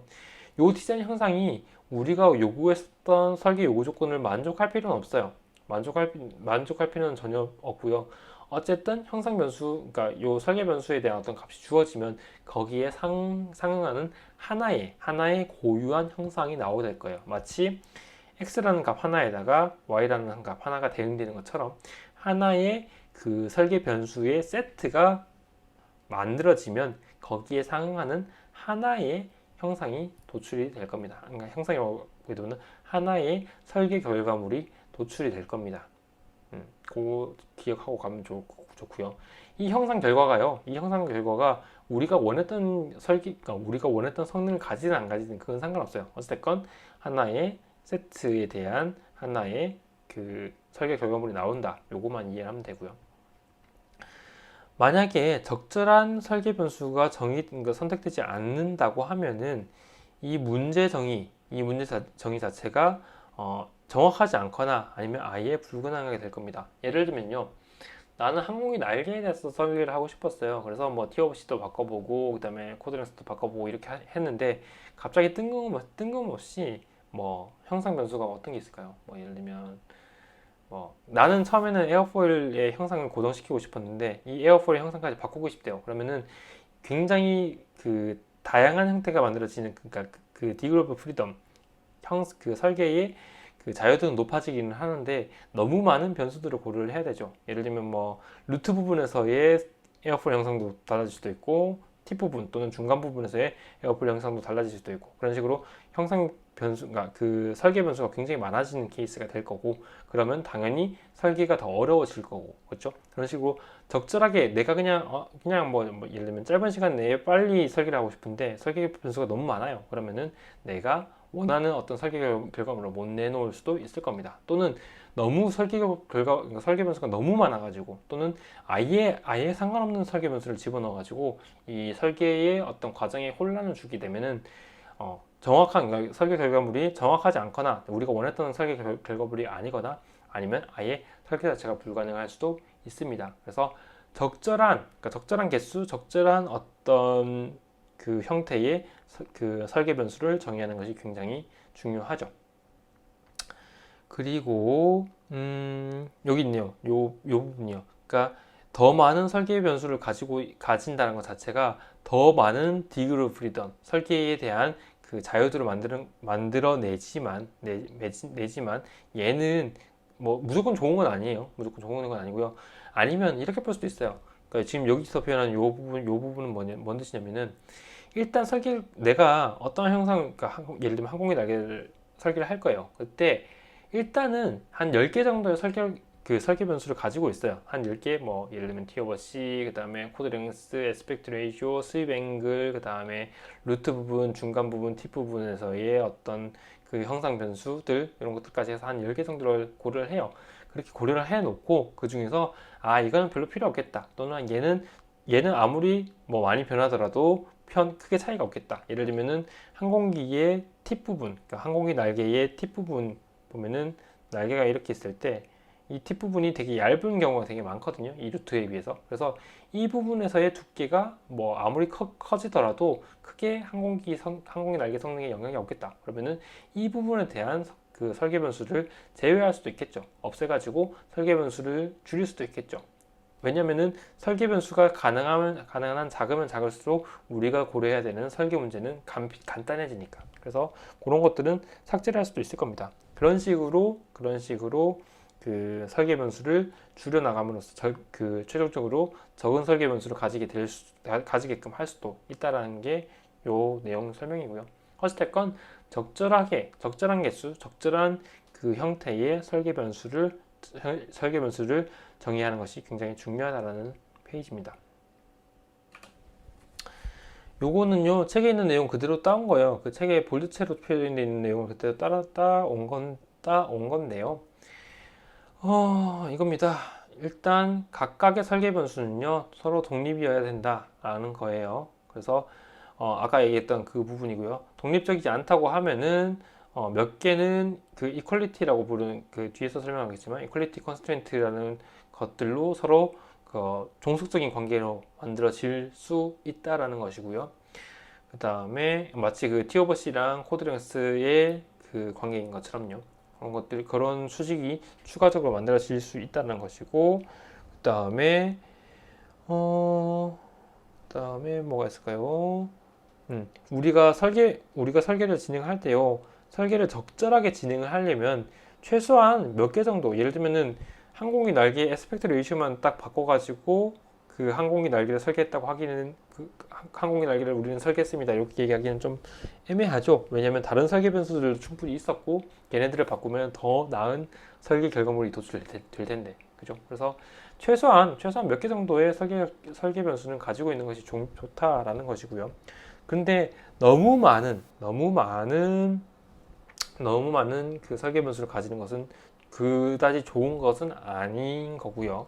그 다음에 얘 같은 경우에는 일단 많은 설계 변수를 고려를 한 다음에 그 중에서 중요한 설계 변수들만 픽스해 가지고, 그러니까 중요한 설계 변수들만 이제 가지고 오고, 그 다음에 나머지 변수들은 그냥 어떠한 그 픽스된 값, 예를 들면 뭐 우리는 처음에는 뭐 항공기 날개를 설계할 때 에어포일의 형상까지 고려를 하겠다. 이 에어포일 형상도 변수로 고려하겠다라고 했다가, 생각해보니까 굳이 뭐 그 정도까지는 아닐 것 같아. 그러면은 뭐 항공기 에어포일, 단면 에어포일은 아까 0012로 그냥 픽스하자. 이런 식으로 딱 그 정해 놓을 수도 있게 됩니다. 그러니까 많은 설계 변수를 고려했다가 그 중에서 일부분은 그냥 픽스를 시키고 그냥 변수로 고려하지 말자라고 생각할 수도 있다라는 거예요. 그리고 요 부분은 뭐냐면은 특정한 설계 변수에 대해서 어떤 값이 딱 주어지면 그것에 대해서 그 시스템 자체가 하나의 그 시스템 형상이, 시스템이 딱 정의가 돼야 된다는 것인데, 이게 무슨 말이냐면 아까 그 얘기했던 그거예요. 형상 변수도, 예를 들면 항공기 날개를 설계할 때 형상 변수들을 다 정했어요. 그러면 거기에 해당하는 한 개의 시스템이 딱 만들어져야 될 거예요. 그래야만 이러이러한 조합으로 형상 변수를 만들었더니 이러한 형상의 날개가 만들어졌어. 이렇게 딱 정의가 되어야만 우리가 그러면 이러이러한 변수들을 조합을 하는 것이 더 좋겠구나, 이런 것들을 판단할 수가 있게 되겠죠. 한 개의 변수가, 그러니까 여러 개의 변수가 있는데 얘네들이 값이 다 정해졌어요. 그래서 하나의 그 변수 셋이 딱 정해졌을 때 얘가 1대1 대응되는 어떤 형상이 아니라 여러 개가 나올 수가 있대요. 형상 변수는 다 고정됐는데 이거에 대한 형상이 이런 식으로 여러 개가 될 수 있대요. 그러면은 얘는 이렇게 우리가 설계를 했을 때 얘가 가지는 어떤 형상이 얘가 될지 모르는 상태가 되거든요. 그러면 이거는 그냥 아예 그러니까 아예 설계를 할 수 없는 상황이 될 겁니다. 왜냐면은 딱 정해서 얘가 요런 상태가 됐을 때 요렇게 형상이 만들어져요. 그러면 상관이 없는데 요렇게 이렇게 어떤 다른 가능성을 열어두게 된다고 하면은 얘는 설계를 진행하면서 얘가 될지 모르잖아요. 물음표가 그냥 남아있는 상태잖아요. 그래서 이런 경우는 안 되고 딱 하나의 어떤 변수셋이 정해지면은 거기에 해당하는 하나의 어떤 설계 결과물이 나와야 된다는 뜻입니다. 내가 계속 똑같은 말을 계속 반복을 하고 있는 중이라서 학생들이 좀 이해가 좀 떨어질 수도 있는데, 아까부터 똑같은 내용을 설명하는 거죠. 이렇게 이해를 하면 될 것 같고요. 그 다음에 스텝 4, Optimization Criterion 이라는 부분인데, 그러니까 이 부분은 뭐냐면은 내가 설계를 할 건데, 이 설계에서 내가 추구해야 되는 것은 무엇인가? 예를 들면은 뭐 리프트 값을 또는 시각 값을 최대화해 보겠다. 아니면은 리프트 값이 고정되어 있는 상태에서 드래그 값을 최소한으로 낮춰보겠다 하는 그거요. 그것이 오브젝티브 펑션이라고 하는, 여기서 오브젝티브 펑션 또는 코스트 펑션이라고 하는 부분인데, 이 부분을 잘 정의를 해놔야, 그러니까 마침 뭐랄까요, 이 오브젝티브 펑션을 정의를 하는 부분이 이 최적 설계를 진행하는 최적 설계를 진행할 때 가장 중요한 부분이거든요. 예를 들면 이런 거죠. 내가 그러니까 이 목적 함수라고 하는 이 부분을 잘못 설계했어요. 잘못 정의를 했어요. 예를 들면 나는 리프트를 최대화하고 싶었는데 잘못해가지고 리프트를 최소화하는 방향으로 목적 함수를 설정을 했대요. 그러면은 물론 설계는 진행되겠죠. 근데 얘가 내가 원했던 설계의 결과물을 내놓지 못할 거예요. 당연하죠. 왜냐면 나는 공격학적으로 어떤 효율성이 좋은 걸 만들고 싶었는데 오히려 나쁜 쪽으로 설계를 진행하라고 내가 시켰으니까. 그래서 이 오브젝티브 펑션 또는 코스트 펑션이라는 것을 정의하는 것이 굉장히 중요합니다. 그 부분이고요. 오브젝티브 펑션이라고 하는 게 한글로는 목적 함수라고 부르고요. 그리고 얘는 코스트 펑션이라고 부르는데, 이 코스트 펑션에서 이 코스트가 왜 붙었냐고 하면은 이런 거예요. 우리가 일반적으로 최적 설계를 진행을 할 때요, 뭐 비용적인 측면들, 예를 들면 항공기의 어떤 효율을 높여가지고 비용을 낮추겠다, 이런 식으로 비용적인 것과 굉장히 연관성이 많기 때문이에요, 최적 설계라는 것 자체가. 그래서 코스트 펑션이라고 부르는 경우도 굉장히 많습니다. 그런데 나는 오브젝티브 펑션이라고 부르는 것을 좀 더 선호하기는 해요. 어쨌든 같은 뜻인 거고요. 그래서 어떠한 방향으로 최적 설계를 진행하게 될 건지를 함수화시킨 것이 오브젝티브 펑션 또는 코스트 펑션이고, 이런 것들을 정의하는 단계가 스텝 4 Optimization Criterion이라는 부분이에요. 위에 있는 내용들은 그냥 쭉 읽어보면 될 것 같고요. 그러니까 우리는 알아야 되는데, 우리는 어떤 것을 수치화 또는 정량화할 필요가 있는데, 어떠한 디자인이 더 나은 것인지, 다른 디자인 형상에 비해, 다른 디자인 결과에 비해서 이 디자인의 결과가 얼마나 좋은지를 판단할 수가 있어야 된다는 거고요. 그거를 우리는 오브젝티브 펑션을 정의를 해가지고 판단하겠다는 겁니다. 그리고 적절한 오브젝티브 펑션을 정의하는 것이 중요하다는 것이고요. 그리고 이 오브젝티브 펑션을 정의를 할 때 그 설계자의 어떤 감각이라든지 아니면은 그 통찰이라든지 아니면 경험 같은 것들이 필요할 수도 있어요. 예를 들면 항공기 날개를 설계할 때 우리는 항공기 날개가 당연히 공격적으로 효율적으로, 그러니까 리프트가 커지거나 더 많은 리프트를 만들어내거나 더 적은 드래그를 만들어내야 된다는 것을 우리는 지식적으로 알고 있죠. 그리고 그런 것들을 알고 있어야만 이 오브젝티브 펑션을, 예를 들면 리프트를 최대화시켜라 아니면 드래그를 최소화시켜라 라고 오브젝티브 펑션을 만들 수가 있을 거잖아요. 그래서 이런 것들이 그러한 사전 지식들이 필요할 수도 있다라는 부분이고요. 우리 말고, 예를 들면 항공 쪽으로 전공하는 사람들이 말고, 예를 들면 뭐 문학을 전공하는 사람이 추적 설계를 진행하려고 해요. 항공기 날개를 추적 설계를 진행하려고 할 때는 모르겠죠. 뭐 리프트가 커지는 게 좋은 건지 작아지는 게 좋은 건지 이런 것들에 대한 사전 지식이 전혀 없을 거니까요. 그래서 그런 지식들이 필요할 수도 있다. 오브젝티브 펑션을 정의할 때 그렇게 이해하면 될 것 같아요. 2.1.5 스텝 5 Formulation of Constraint, 그러니까 제약 조건을 정의하는 부분인데요.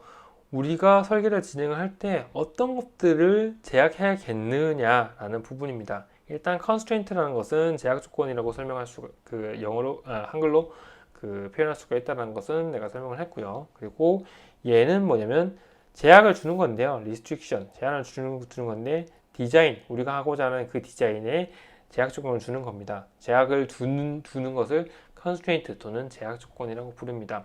그리고 이 제약 조건도 포뮬레이션, 그러니까 수학적으로 정의가 되는 건데 어떻게 정의가 되냐면은 실제적으로 우리가 디자인하고자 하는 어떤 그 방향의 실제적인 현상들, 예를 들면은 항공기 날개를 설계를 할 거예요. 근데 얘는 적어도 아까 얘기했었던 그 조건들, 적어도 얘는 항공기가 그 사람을 한 100명 정도는 태울 수 있을 만큼의 충분한 리프트를 만들어 줘야 되는 상황인 거예요. 그런 것들을 수학적으로 정의를 한 것이 요 컨스트레인트라는 겁니다. 그래서 어떤 리소스 아니면은 또는 이런 것들, 내가 설계를 할 건데 얘가 2개월 내에 정의가 돼야 돼요. 아니면 얘가 한 특정한 금액 내에서 특정한 금액 내에서 설계가 돼야 된대요. 그러면 이런 것들도 실제적인 문제로 봤을 때는 제약 조건이 될 수 있겠죠. 제약을 주는 거잖아요. 그런 것들. 또는 보통은 그냥 그런 것들 많이 씁니다. 예를 들면 우리의 설계 결과가 이러한 이러한 성능을 만족할 수 있게끔 설계를 해야 된다. 이런 식으로. 그래서 성능 조건들을 그 제약 조건을 많이 쓰게 되죠.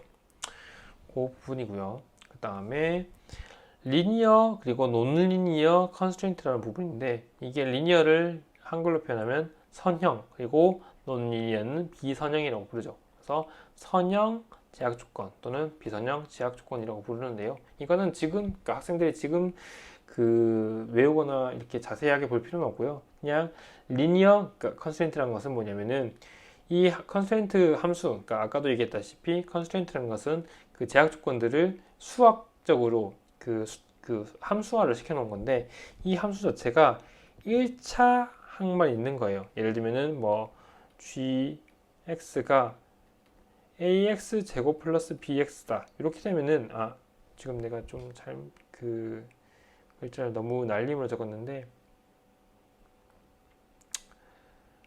잠깐만 미안해요. 예를 들면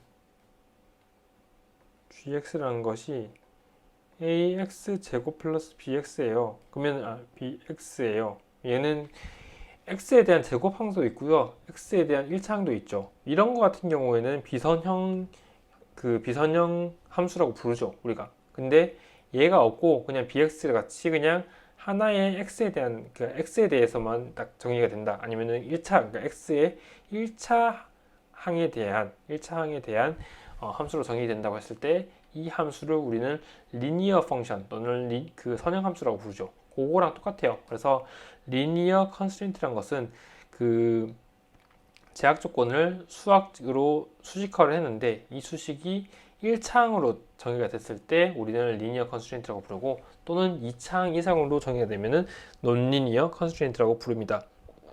그리고 리니어 컨스트레인트를 가지는 어떠한 설계 문제는 우리가 리니어 프로그래밍 프로블럼, 그러니까 선형 프로그래밍 문제라고 부르는데, 이 프로그래밍이라는 것이 그냥 우리가 예를 들면 그 컴퓨터 가지고 코딩에서 나오는 그 프로그램의 느낌이라기보다는 그냥 얘는 그냥 옵티마이제이션이라고 바로 치환해서 봐도 돼요. 그러니까 선형 설계 문제라고 봐도 상관없어요. 프로그래밍이라는 게 조금 그 내용이 애매하면 그냥 설계라고 봐도 됩니다. 그래서 선형 설계 문제라고 볼 수 있고, 얘 같은 경우에는 제약 조건 내 함수들이 1차 그 변수들에 대해서 1차 함수일 때 그러니까 선형 설계 문제로 볼 수가 있는 거고, 그렇지 않으면 비선형 설계 문제로 본다라는 겁니다. 그 차이가 있는 건데 지금 학생들이 당장 이해할 필요는 없어요. 그리고 피저블 디자인이라고 하는 부분이 있는데, 얘를 한글로 표현하면 유효 디자인 또는 가능한 디자인, 이 정도로 볼 수 있겠네요. 피저블이라는 것 자체가 가능성이 있는 또는 유효한 이런 느낌이거든요. 그래서 피저블 디자인이라는 것은 내가 처음에 그러니까 설계할 때 그 요구되었던 조건들 있죠. 그런 것들을 다 만족할 때, 왜냐면 우리가 설계를 진행할 때 이러한 조건, 저러한 조건은 만족이 되어야 돼라는 어떤 제약 조건을 다 부여를 해놨잖아요. 그래서 그 제약 조건을 다 만족하는 어떤 설계 결과를 우리는 피저블 디자인 또는 유효 설계라고 부르고요. 요거에 대한 반대말, 그러니까 하나의 요구 조건이라도 하나의 조건이라도 만족이 안 되는 어떤 그 설계 결과는 infeasible, 그러니까 불만족한, 불유효한, 비유효한 설계다라고 설명을 합니다. 그리고 constraint, 이 제약 조건 같은 경우에는 equality constraint라는 것이 있고 inequality constraint라는 것이 있는데, equality constraint는 이렇게 생겼어요.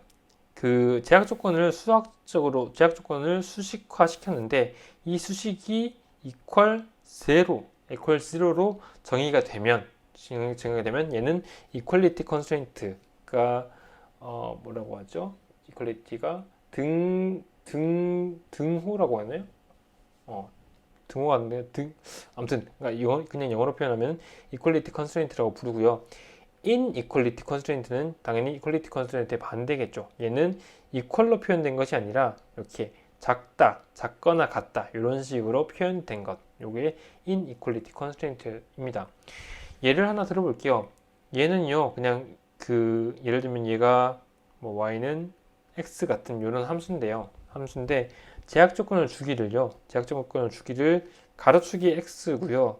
가로축이 x1이고 세로축이 x2예요. 그러면 여기에 x2는 x1이라는 어떤 함수라고 봤을 때 제약 조건을 무조건 x2는 x1이어야 돼. 그러니까 이러한 조건을 줬어요. 그러면 이러한 조건을 줬으면은 우리가 설계할 때는 요 선 위에서만 왔다 갔다 하겠죠. 왜냐하면 제약 조건 자체를 x1이랑 x2가 같다라고 줬으니까. 그래서 그러니까 요 선 위에서만 왔다 갔다 하게 될 겁니다. 그러면 설계를 할 수는 있겠죠. 당연히 x1 값을 바꿔가지고 설계를 할 수는 있는데 이렇게 하면 x2는 그냥 x1에 대해서 바로 그 결정이 되다 보니까 그 디그리 오브 프리덤이 되게 낮게 돼요. 그렇죠?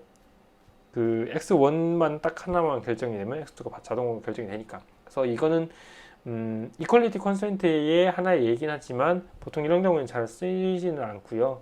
보통은 이퀄리티 컨스트레인트보다는 인이퀄리티 컨스트레인트를 쓰는 건데, 예를 들면 이런 겁니다. x1이요 x2보다 작거나 같아도 된다라고 만약에 제약 조건을 준다고 칩시다. 그러면은 x1이 x2보다 클 경우, 그러니까 이 부분 어떻게 되냐면은 x1이 x2보다 클 경우, 이 부분 있죠, 이 부분은 고려되지 않을 그 설계할 때 고려되지가 않을 거고, 여기 있는 요 라인 위에서 왔다 갔다 하거나 아니면 요 바깥에 요쪽에서 설계가 진행이 될 거예요. x1이랑 x2가 정의가 될 거란 말이죠. 그러면 당연히 이것보다는 디그 오브 프리덤이 높죠. 얘는 이 선 위에서만 왔다 갔다 할 수 있는데 얘는 선 위에서 왔다 갔다 할 수 있지만 이 선 위쪽에 있는 이 부분에 대해서도 왔다 갔다 할 수가 있을 거니까요. 그죠? 그런 식으로 되는 것이 inequality constraint입니다. 대신에 요 아래쪽으로는 내려가지 말아라고 제약 조건을 주는 것. 이게 inequality constraint입니다.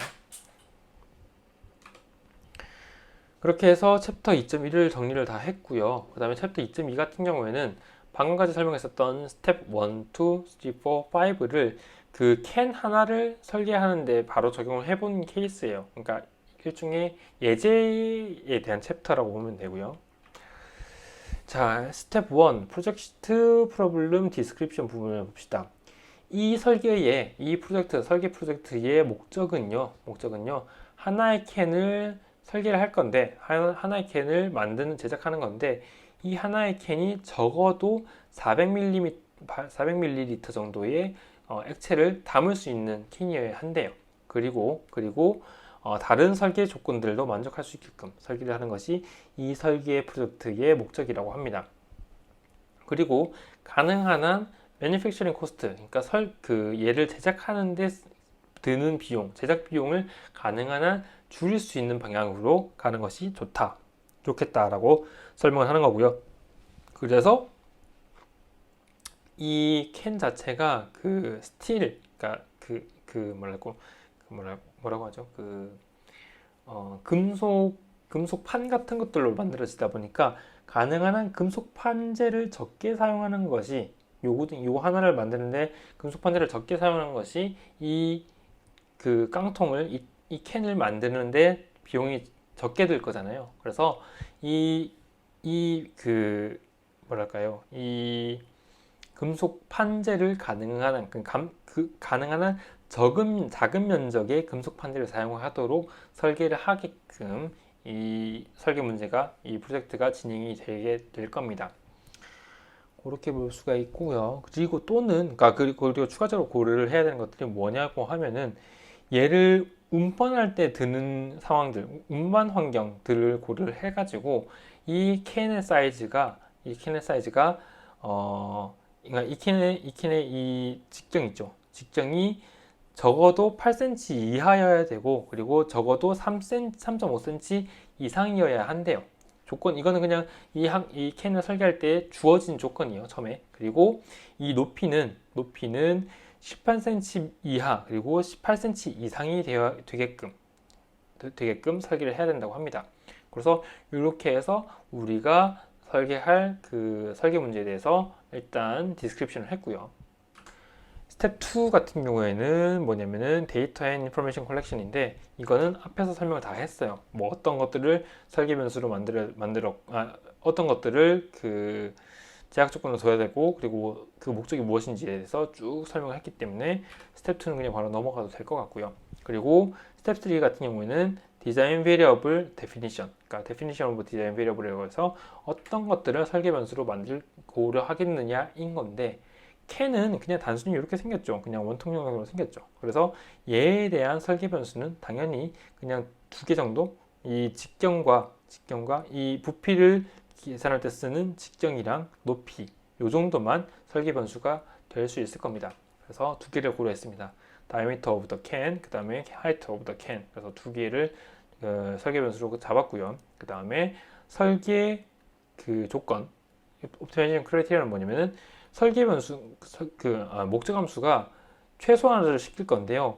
얘의 surface area, 그러니까 이 캔의 면적을 가능한 한 줄이도록, 면적을 S로 정의할 건데, 면적 S를 가능한 한 줄이도록 최소 설계를 진행을 하게 될 겁니다. 근데 이 S라는 것은 어떻게 정의가 되냐고 하면은, 위에 있는 이쪽 면적, 원형의 면적이랑 똑같이 아래쪽에도 약간 그 뚜껑같이 이렇게 면적이 하나가 있을 거고요. 그 다음에 옆을 두르고 있는 요거요.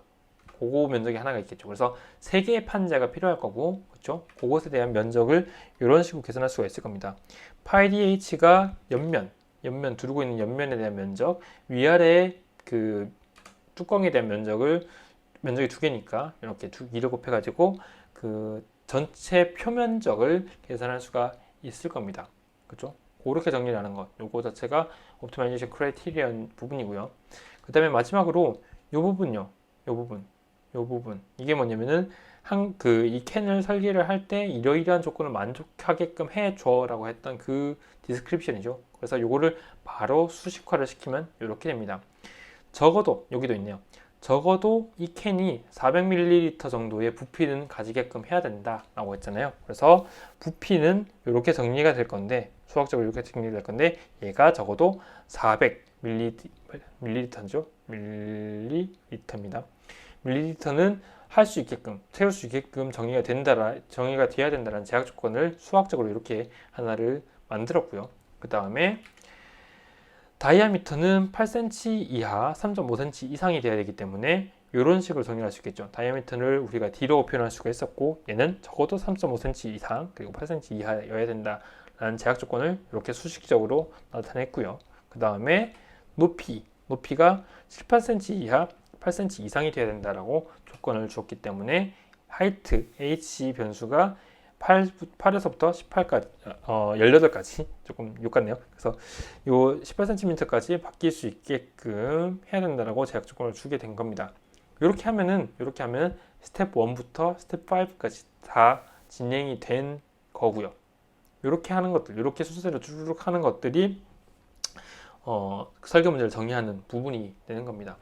그리고 한 가지 추가적으로 볼 수 있는 거는, 지금 요거요. D라는 그 변수가 3.5cm보다 커야 되고 8cm보다 작아야 된다는 것을 두 개로 쪼갤 수도 있어요. 예를 들면 3.5 크거나 같다 D, 그리고 D 8 이렇게 보면은 두 개로 하나의 어떤 조건을 두 개로 쪼갠 거죠. 그리고 이거 자체가 하나의 inequality constraint로 볼 수 있기 때문에 요렇게 하나, 그 다음에 요렇게 하나를 각각 그 constraint, inequality constraint로 볼 수 있고, 마찬가지로 밑에 있는 것도 요렇게 하나, 요렇게 하나로 inequality constraint를 볼 수 있을 겁니다. 그리고 얘는 애초에 하나의 inequality constraint고요. 그래서 요렇게 정의된 어떤 설계 문제는 하나의 오브젝티브 펑션, 디자인 오브젝티브 펑션 요거 하나를 가지고 있고, 그리고 5개의 inequality constraint를 가지는 디자인 프로블럼이다 라고 설명할 수가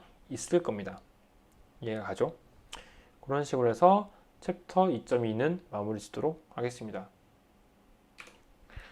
그리고 중간에 그 챕터 2.3부터 2.10까지는 그 방금 얘기했었던 챕터 2.2와 유사한 여러 가지 설계 문제들을 쭉 정리를 해 놓은 거라서 걔네들은 그냥 스킵을 하고 넘어갈게요. 그래서 챕터 2.11로 바로 넘어왔고요. 이 부분이 조금 중요해 가지고 내용들이 좀 많을 건데 한번 진행해 봅시다. 챕터 2.11 General Mathematical Model for Optimum Design이라고 해서 설계 문제를 정의를 할 때 수학적인 어떤 모델들에 대해서 설명을 할 겁니다. 2.11.1 스탠다드 디자인 옵티마이제이션 모델이라고 해서 얘는 뭐냐면은 일반적으로 우리가 추적 설계를 진행할 때 수학적으로 이런 식으로 표현을 할 겁니다 라는 걸 보여주는 내용이고요. 일단 우리가 처음에 해야 되는 거는 설계 변수 n개의 설계 변수가 있고요. 이 n개의 설계 변수에 대해서 이러한 목적 함수를 최소화할 수 있도록 설계를 해주세요. 그리고 그때 중요한 equality constraint는 이런 것들이 있고요. 그 다음에 inequality constraint는 이런 것들이 있습니다. 라고 정의를 하는 거예요. 이렇게까지 정의를 하는 것이 스탠다드 디자인 옵티마이제이션 모델. 이렇게 정의를 하는 요 디스크립션 자체를 우리는 스탠다드 디자인 옵티마이제이션 모델이라고 부르게 될 겁니다. 그러니까 일반적으로 이런 식으로 정의가 된다는 거예요. 설계 변수는 요거고, 그래서 목적 함수는 얘네들에 대해서 변하게 되는 어떤 코스트 펑션이 이렇게 생겼고, 그 다음에 P개의 equality constraint는 이렇게 생겼고, M개의 inequality constraint는 이렇게 생겼습니다. 라고 정리를 하는 것이 요 스탠다드 디자인 옵티마이제이션 모델이라는 겁니다. 그것만 이해하고 넘어가면 되고요. 그 다음에 이렇게 정리를 할 건데요. 옵티마이제이션 모델을 이렇게 정리를 할 건데 여기서 우리가 고려해야 되는 부분을 조금 소개를 할게요. 첫 번째로는 맥시마이제이션 프로블럼 트리트먼트라는 건데요. 일반적으로 그러니까 스탠다드 디자인 옵티마이제이션 모델을 봤을 때 코스트 펑션 또는 오브젝티브 펑션을 미니마이즈 하죠. 그러니까 최소화시키는 쪽으로 추적 설계가 진행이 되잖아요. 그렇죠? 그러니까 이게 스탠다드인데 만약에 어떻게 문제를 하다 보니까 오브젝티브 펑션이 맥시마이즈가 됐어요. 예를 들면 CL 값을 맥시마이즈 해라 이런 식으로 오브젝티브 펑션이 만들어졌어요. 그러면 얘를 어떻게 미니마이제이션으로 바꿀 건지에 대한 여부인데 이거는 그냥 단순히 이게 맥시마이제이션에 대한 오브젝티브 펑션이라고 했을 때 여기다가 그냥 마이너스를 곱해줘 가지고 미니마이제이션을 바꿔주면 됩니다. 이거 수학적 그 그래프로 봤을 때 일단 만약에 그래프가 이렇게 그려져요. 이렇게 그려지면 이 그래프의 최대값은 여기가 될 거잖아요. 그렇죠? 그래서 이 함수의 맥시마이제이션 된 어떤 위치는 여기입니다라고 볼 수가 있는 건데 얘의 미니마이제이션 된 위치는 어디입니다라고 얘기를 할 수 없는 문제죠. 그렇죠? 이런 문제 같은 경우에 보통 맥시마이제이션 프로블럼에서 이런 함수가 만들어지는데 여기다가 마이너스 1을 곱했어요. 그러면은 이렇게 만들어지죠. 얘를 그냥 이 x축에 대해서 대칭시켜 가지고 이렇게 함수가 만들어지게 될 겁니다. 이렇게 지금 조금 잘못 그렸는데 그렇게 될 겁니다. 그러면 여기서 우리는 맥시멈 값은 어떤 것이 될지 모르겠지만 미니멈 값은 여기에 위치하게 될 거야 라는 것을 알 수가 있는 함수가 되잖아요. 그래서 이런 식으로 바꾸는 것. 그 앞에다가 마이너스 1을 곱해줘서 이런 식으로 맥시마이제이션 프로블럼을 미니마이제이션 프로블럼으로 바꿀 수 있다라는 겁니다. 그거 하나 볼 수 있고요. 그 다음에 여기 스탠다드 디자인 옵티마이제이션 모델에서 inequality constraint를 보면은 G는요 0보다 작거나 같다라고 정리를 해 놨거든요. 그래서 inequality constraint는 예를 들면 G에 이렇게 될 수도 있어요. 0보다 크거나 같다라고 정의를 할 수도 있는데 이게 아니라 기본은 0보다 작거나 같다라고 정의를 하는 것이랍니다. 그래서 만약에 그 제약 조건을 그 함수로 만들었는데 그게 만약에 greater than, 그러니까 크거나 같다라는 함수로 정의가 됐을 경우에는 얘도 마찬가지로 여기서 마이너스 1을 양쪽에다 곱해줘 가지고 이렇게 만들어 줘서 스탠다드 모델에 맞게끔 제약 함수를 바꾸는 것, 이렇게 하는 것들이 우리가 고려해야 되는 부분인 거죠. 그러니까 지금 여기 나오는 이런 내용들은 어떻게 하면 그러니까 우리가 정의했던 그 설계 문제들을 어떻게 이게 스탠다드 모델이랑 비슷하게, 그러니까 스탠다드 모델에 맞게끔 바꾸느냐 하는 그 고민입니다. 첫 번째로는 오브젝티브 펑션에 대한 것이었고, 두 번째로는 inequality constraint에 대한 부분이었죠. 그리고 스탠다드 모델에 대해서 중요한 어떤 사실들은요, 이겁니다. 한 6가지가 있는데요. Dependence of functions on design variable이라고 해가지고 우리가 정의해야 되는 함수들 있죠. 이게 목적 함수고요. 얘가 equality constraint고요. 얘가 inequality constraint예요. 그래서 이 세 종류의 함수들을 우리는 다 그 정의를 해야 되는데 얘네들은 모두 몇 개의 적어도 한 개 이상의 디자인 변수에 대해서는 디펜던시를 가져야 된다. 디펜던트 해야 된다. 그러니까 F든 그 F라는 목적 함수 하나든 한 개의 목적 함수든 여러 개의 equality constraint든 여러 개의 inequality constraint든 각각 모두 다 그 함수들은 모두 각각 적어도 뭐 한 개 이상의 디자인 변수와 연관이 있어야 된다는 뜻이에요. 만약에 그러니까 만약에 HI라고 해서 equality constraint를 하나로 고려를 했는데 얘가 어떠한 변수와도 관련성이 없어요. 그러면 우리는 얘를 굳이 고려할 필요가 없겠죠. 그래서 얘는 무시할 수가 있을 겁니다. 그래서 무시할 것들은 무시를 쭉 하고 남은 것들만 추려가지고 설계를 진행하면 될 겁니다. 그거 아마 판단할 수 있고요. 그 다음에 equality constraint의 개수를 우리가 P라고 봤을 때 P의 개수와 그 변수의 개수 n과의 상관관계에 대한 설명입니다.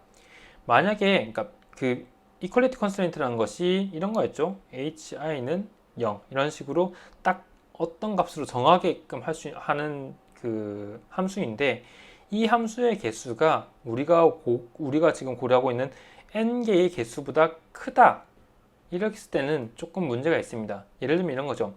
우리가 학생들도 알고 있겠지만 n개의 변수가 있고요. n개의 함수가 있으면 우리는 n개의 변수들을 딱 정의를 할 수가 있죠. 그렇죠? 변수의 개수랑 함수의 개수가 같으니까. 그거랑 똑같은 개념입니다. 그래서 변수의 개수가 n개인데 이것을 정의하고 있는 함수의 개수가 n개보다 크대요. 그러면 얘는 overdetermined 시스템, 그러니까 뭐라고 하죠? 과정의된 시스템이라고 하나요? 한글로 표현하기는 좀 어려운데 어쨌든 변수의 개수보다 함수의 개수가 더 많아지게 된 케이스입니다. 그러면은 이 중에서 몇몇 개의 equality constraint는 불필요하게 될 겁니다. 그죠? 그런 것들이 overdetermined. 그러니까 함수의 개수가 너무 많아서, 그러니까 제약 함수 그 equality constraint의 개수가 너무 많아가지고 변수가 별로 변할 것들이 없어진 거예요. 그게 overdetermined 시스템인 거고요. 그 다음에 만약 일반적으로는 변수의 개수가 그 equality constraint의 개수보다는 큰 게 보통이에요. 그래서 자유도가 좀 있는 거죠. 왜냐하면 변수의 조합이 조금 되더라도 어떤 그 equality constraint들은 다 만족할 수 있는 어떤 여러 가지 조합이 있을 수 있다는 거고, 만약에 equality constraint의 개수랑 변수의 개수가 완전히 동일하다. 이거는 아까 얘기했던 이거랑 완전 똑같습니다. 그러니까 n개의 변수, n개의 함수가 딱 정의가 됐기 때문에 얘는 추적 설계를 진행할 수 있는 여지가 없어요. 그냥 딱 정해지는 변수의 값이 딱딱딱딱 정해지는 케이스가 될 겁니다. 그래서 옵티마이제이션이 안 된다라고 설명을 한 거고요. 그게 이퀄리티 컨스트레인트의 개수에 대한 설명이었고요. 이번에는 inequality constraint의 개수인 m에 대한 설명인데 얘는 딱히 그건 없어요. 딱히 딱 정해진 건 없어요. 그러니까 m이라는 값 자체가 뭐 m보다 커야 된다, 작아야 된다 이런 것에 대한 고려는 굳이 할 필요는 없어요. 근데 적어도 그러니까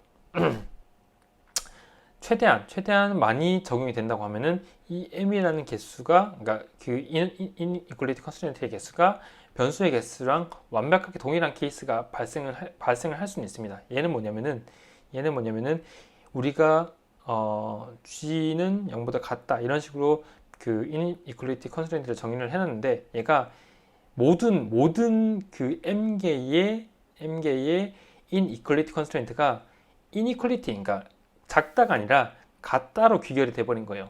그러면은 요거는 완벽하게 요 케이스랑 동일하게 되겠죠. 그렇죠?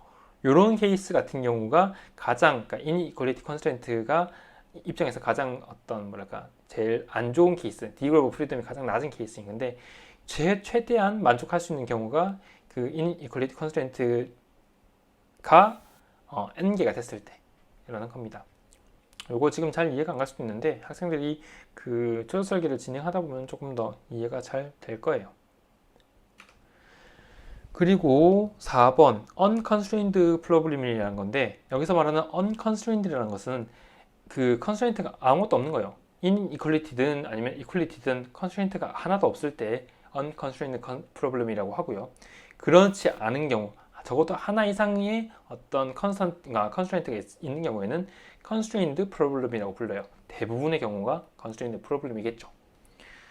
그리고 아까 설명했었던 그 리니어 논리니어 개념 그대로 들고 오면 됩니다. 리니어 프로그래밍 프로블렘이라는 것은 모든 그 함수들 f 또는 hi, gi라는 그 함수 모든 함수들이 선형화되어 있으면 1차 함수 그러니까 그 x라는 변수에 대해서 1차 함수일 때 걔는 리니어 프로그래밍 프로블렘 그러니까 선형 프로그래밍을 옵티마이제이션으로 바꿔서 선형 최적화 문제라고 얘기를 하고요. 그렇지 않는 경우에는 논리니어 프로그램 프로블렘 또는 비선형 설계 문제라고 생각하면 됩니다. 이해가죠?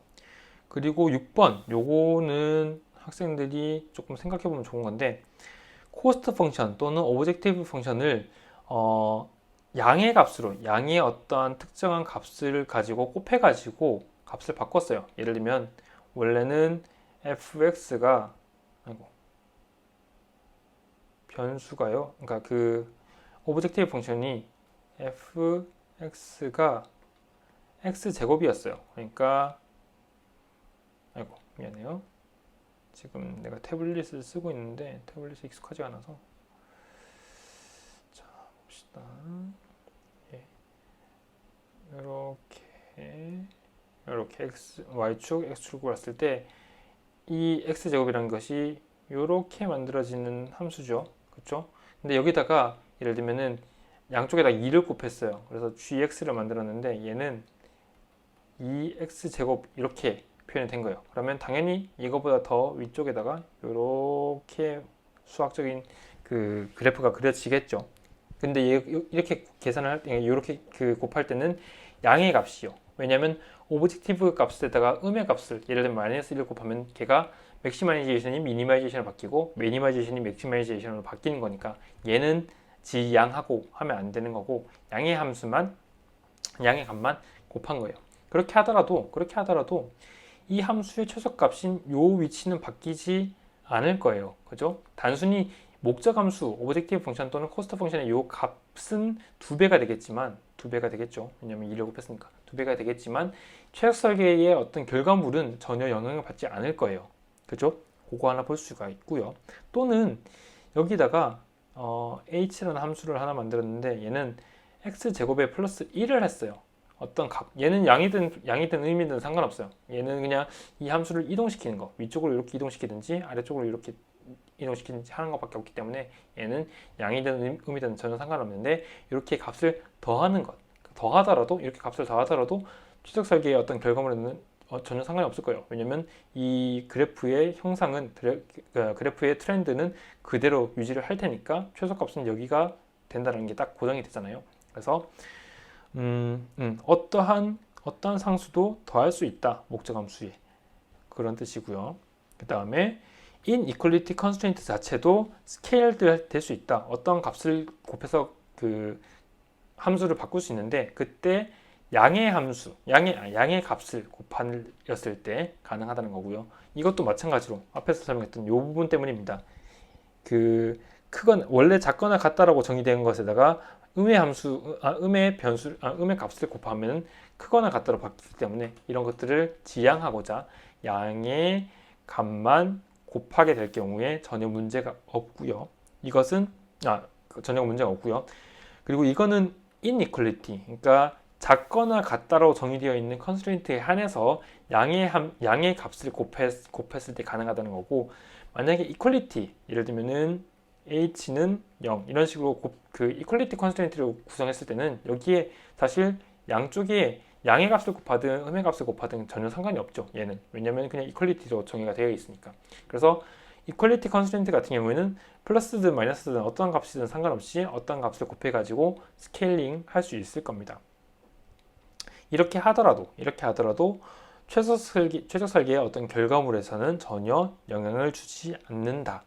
왜냐하면은 얘네들이 어떤 이 목적 함수의 트렌드라든지 이런 것들을 바꾸진 않으니까. 예를 들면 원래는 트렌드가 이렇게 생겼는데 얘의 트렌드를 이런 식으로 뭔가 바꾼다, 이런 식으로 하면 문제가 되겠지만 전혀 이런 것들이 없기 때문에 이런 식으로 스케일링을 해도 전혀 문제는 없다라는 겁니다. 그런데 이 스케일링을 하느냐 안 하느냐, 그러니까 값을 곱하느냐 곱하지 않느냐, 아니면 더하느냐 더하지 않느냐, 이런 것들에 따라서 실제로 우리는 최적 설계를 할 때 컴퓨터를 이용한 알고리즘을 쓸 건데, 뉴메리컬 알고리즘을 쓸 건데, 이 알고리즘들의 성능이 달라지기는 해요.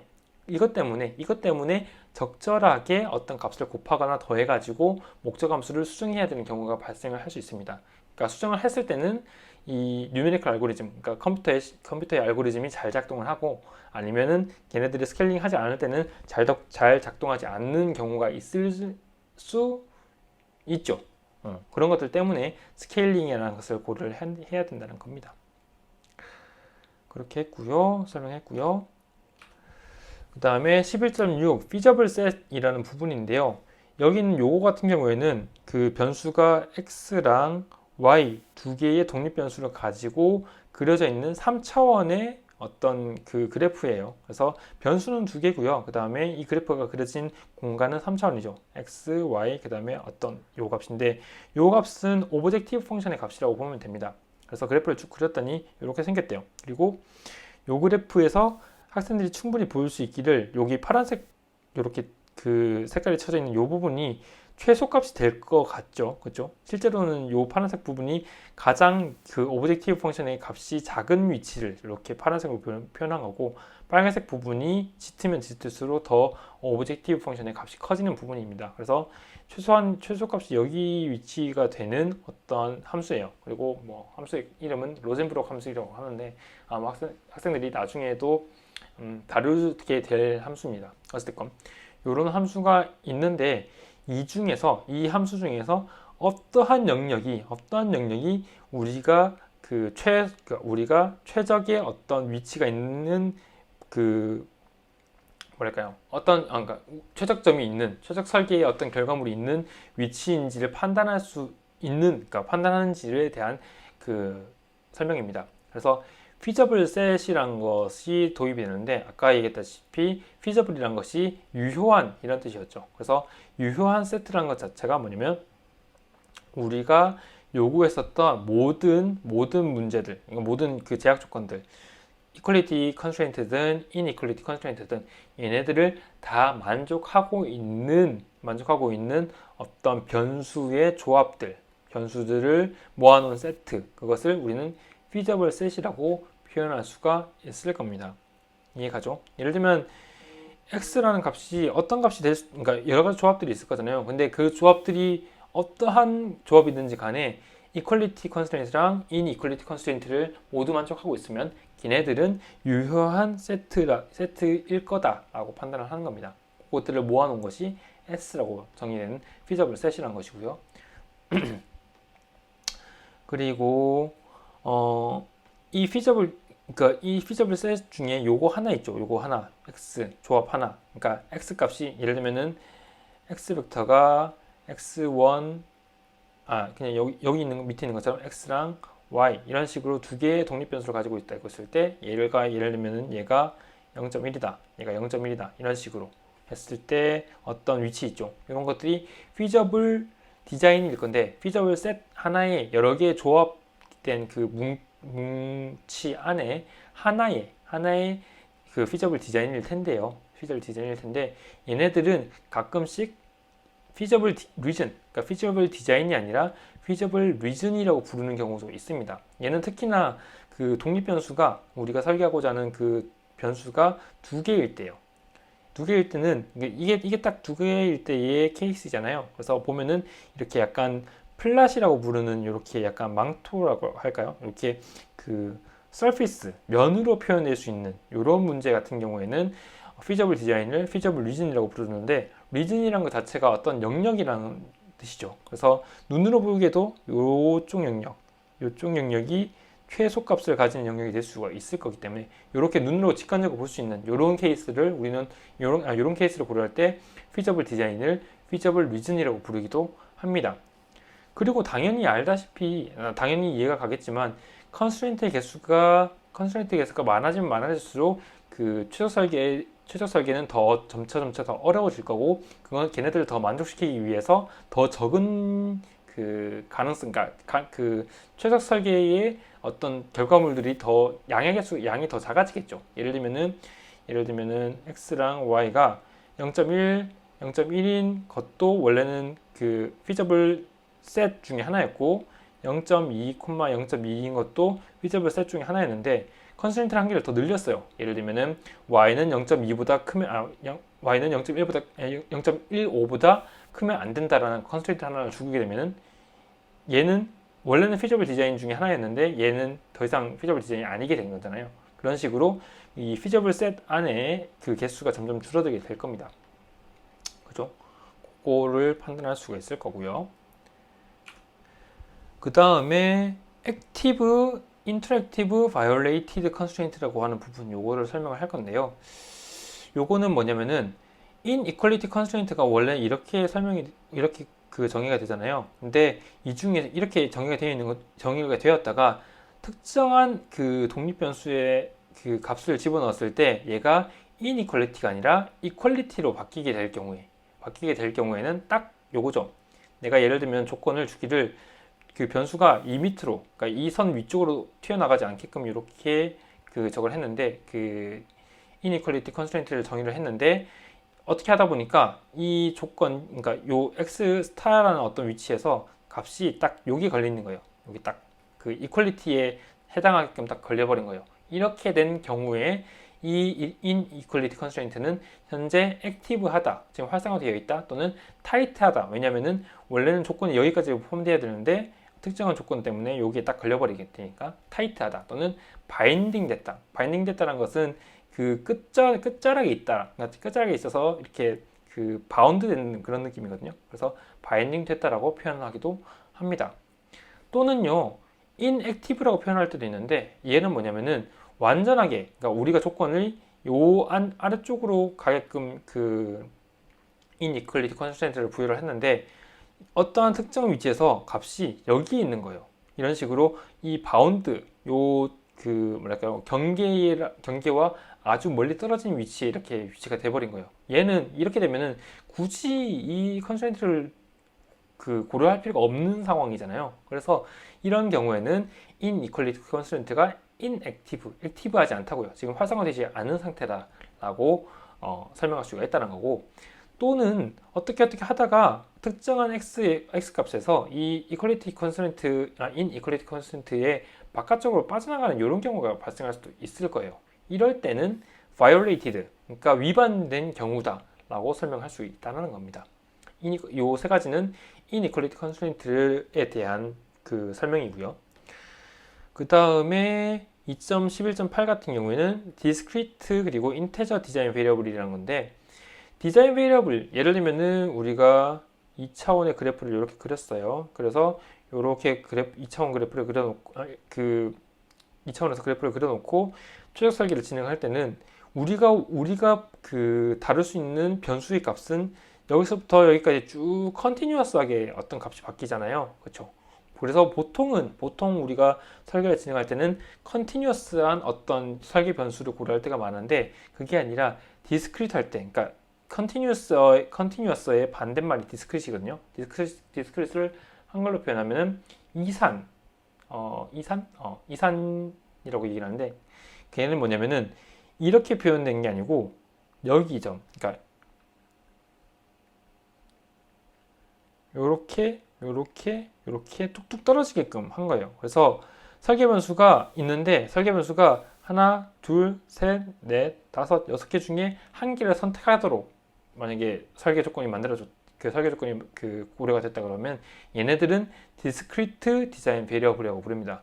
얘는 컨티뉴어스고요. 얘는 컨티뉴어스하게 요 사이에 아무 값이나 임의적으로 선택하면 되는데 얘는 이 여러 가지의 것 중에 하나만 선택해야 되는 상황이 된 거죠. 이런 경우에 디자인 변수가 디스크리트하다, 이산되어 있다라고 합니다. 예를 들면은 그런 것들, 우리가 설계를 할 때 볼트를 어떤 거를 쓸 거냐 이런 것들을 고려할 수 있는데 볼트란 거는 그 나사라는 거는 우리가 임의의 사이즈로 만들 수 있는 게 아니고요.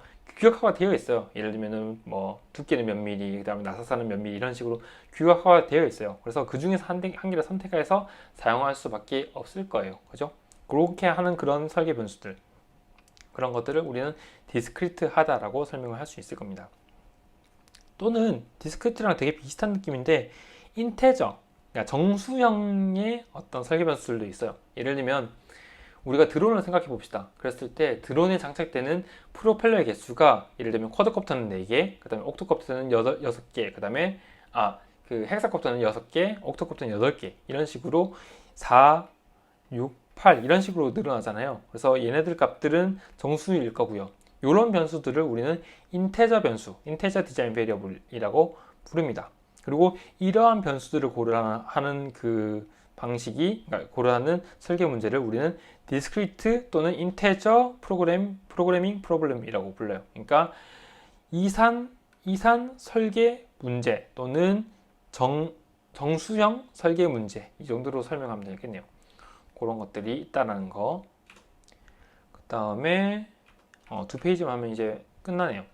2.11.9 같은 경우에는 2.11.9 같은 경우에는 옵티마이제이션 문제에 대한, 그러니까 설계 문제에 대한 고려인데요. 잠깐만요. 설계 문제에 대한 고려인데요. 설계 문제가, 그러니까 아까 얘기했었던 요 부분의 약간 연장선입니다. 그래서 변수가요, 여러 가지가 있는데, 변수가 컨티뉴어스한 변수를 고려하는 설계 문제가 있고요. 그게 컨티뉴어스 베리어블 옵티마이제이션 프로블럼이고요. 그 다음에 디스크리트 또는 인테저형 변수를 고려하는 디자인 문제가 있을 거고요. 그 다음에 어떤 경우에서는 예를 들면 x1은 컨티뉴어스 하고요. x2는 디스크리트 또는 인테저 형태의 변수일 수도 있습니다. 예를 들면 이런 거죠. 드론의 프로펠러를 설계하고 싶어요. 그렇게 했을 때 그 프로펠러에 장착되어 있는, 그러니까 프로펠러에 달려있는 블레이드 하나의 그 날개같이 생긴 그 블레이드의 개수는 인테저겠죠. 한 개든 두 개든 세 개든 1.5개 이런 건 없을 거잖아요. 그죠? 그런 거는 인테저이고 대신에 그 블레이드의 길이, 스팬 방향의 길이 이런 것들은 컨티뉴어스하게 예를 들면 0.1부터 0.2, 0.3, 0.4처럼 이렇게 컨티뉴어스하게 바뀔 수 있을 거죠. 그러한 케이스 같은 경우에는 믹스드 베리어블 옵티마이제이션 프로블럼, 그러니까 혼합형 변수 설계 문제 정도로 이해할 수 있겠네요. 그런 설계 문제도 있다라고 생각하면 되고요. 그 다음에 고려할 수 있는 거는 그 설계 문제, 그러니까 그 목적 함수 자체가 스무스하냐, 그리고 디퍼런셔블, 그러니까 미분이 가능한 거냐라는 것을 봤을 때 둘 다 가능하다 그러면은 컨티뉴어스 하고 그 다음에 디퍼런셔블 펑션이다 라고 고려할 수 있는 거고, 만약에 그 코스트 펑션, 그 오브젝티브 펑션이 논 스무스 또는 논 디퍼런셔블, 그러니까 이렇게 스무스하지 않고 이렇게 삐죽삐죽하거나 아니면 얘가 이런 식으로 미분이 불가능한 어떤 함수 같은 경우에는 논 디퍼런셔블 또는 디스컨티뉴어스 펑션을 가진다라고 설명을 하게 됩니다. 요거 이해가 잘 안 갈 수도 있는데요. 그냥 이렇게 차이가 있다라는 것만 이해하고 넘어갑시다. 뭐 굳이 뭐 스무스가 뭐고 논 스무스가 뭐고 이런 것까지 설명할 필요는 없을 것 같아요.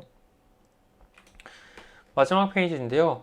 2012 Development of Problem Formulation for Practical Applications라고 해서 실제로 이 그 추적 설계를 진행할 때 이 문제 정의를 어떻게 해야 되는 건지에 대한 여부인 건데, 일단은요.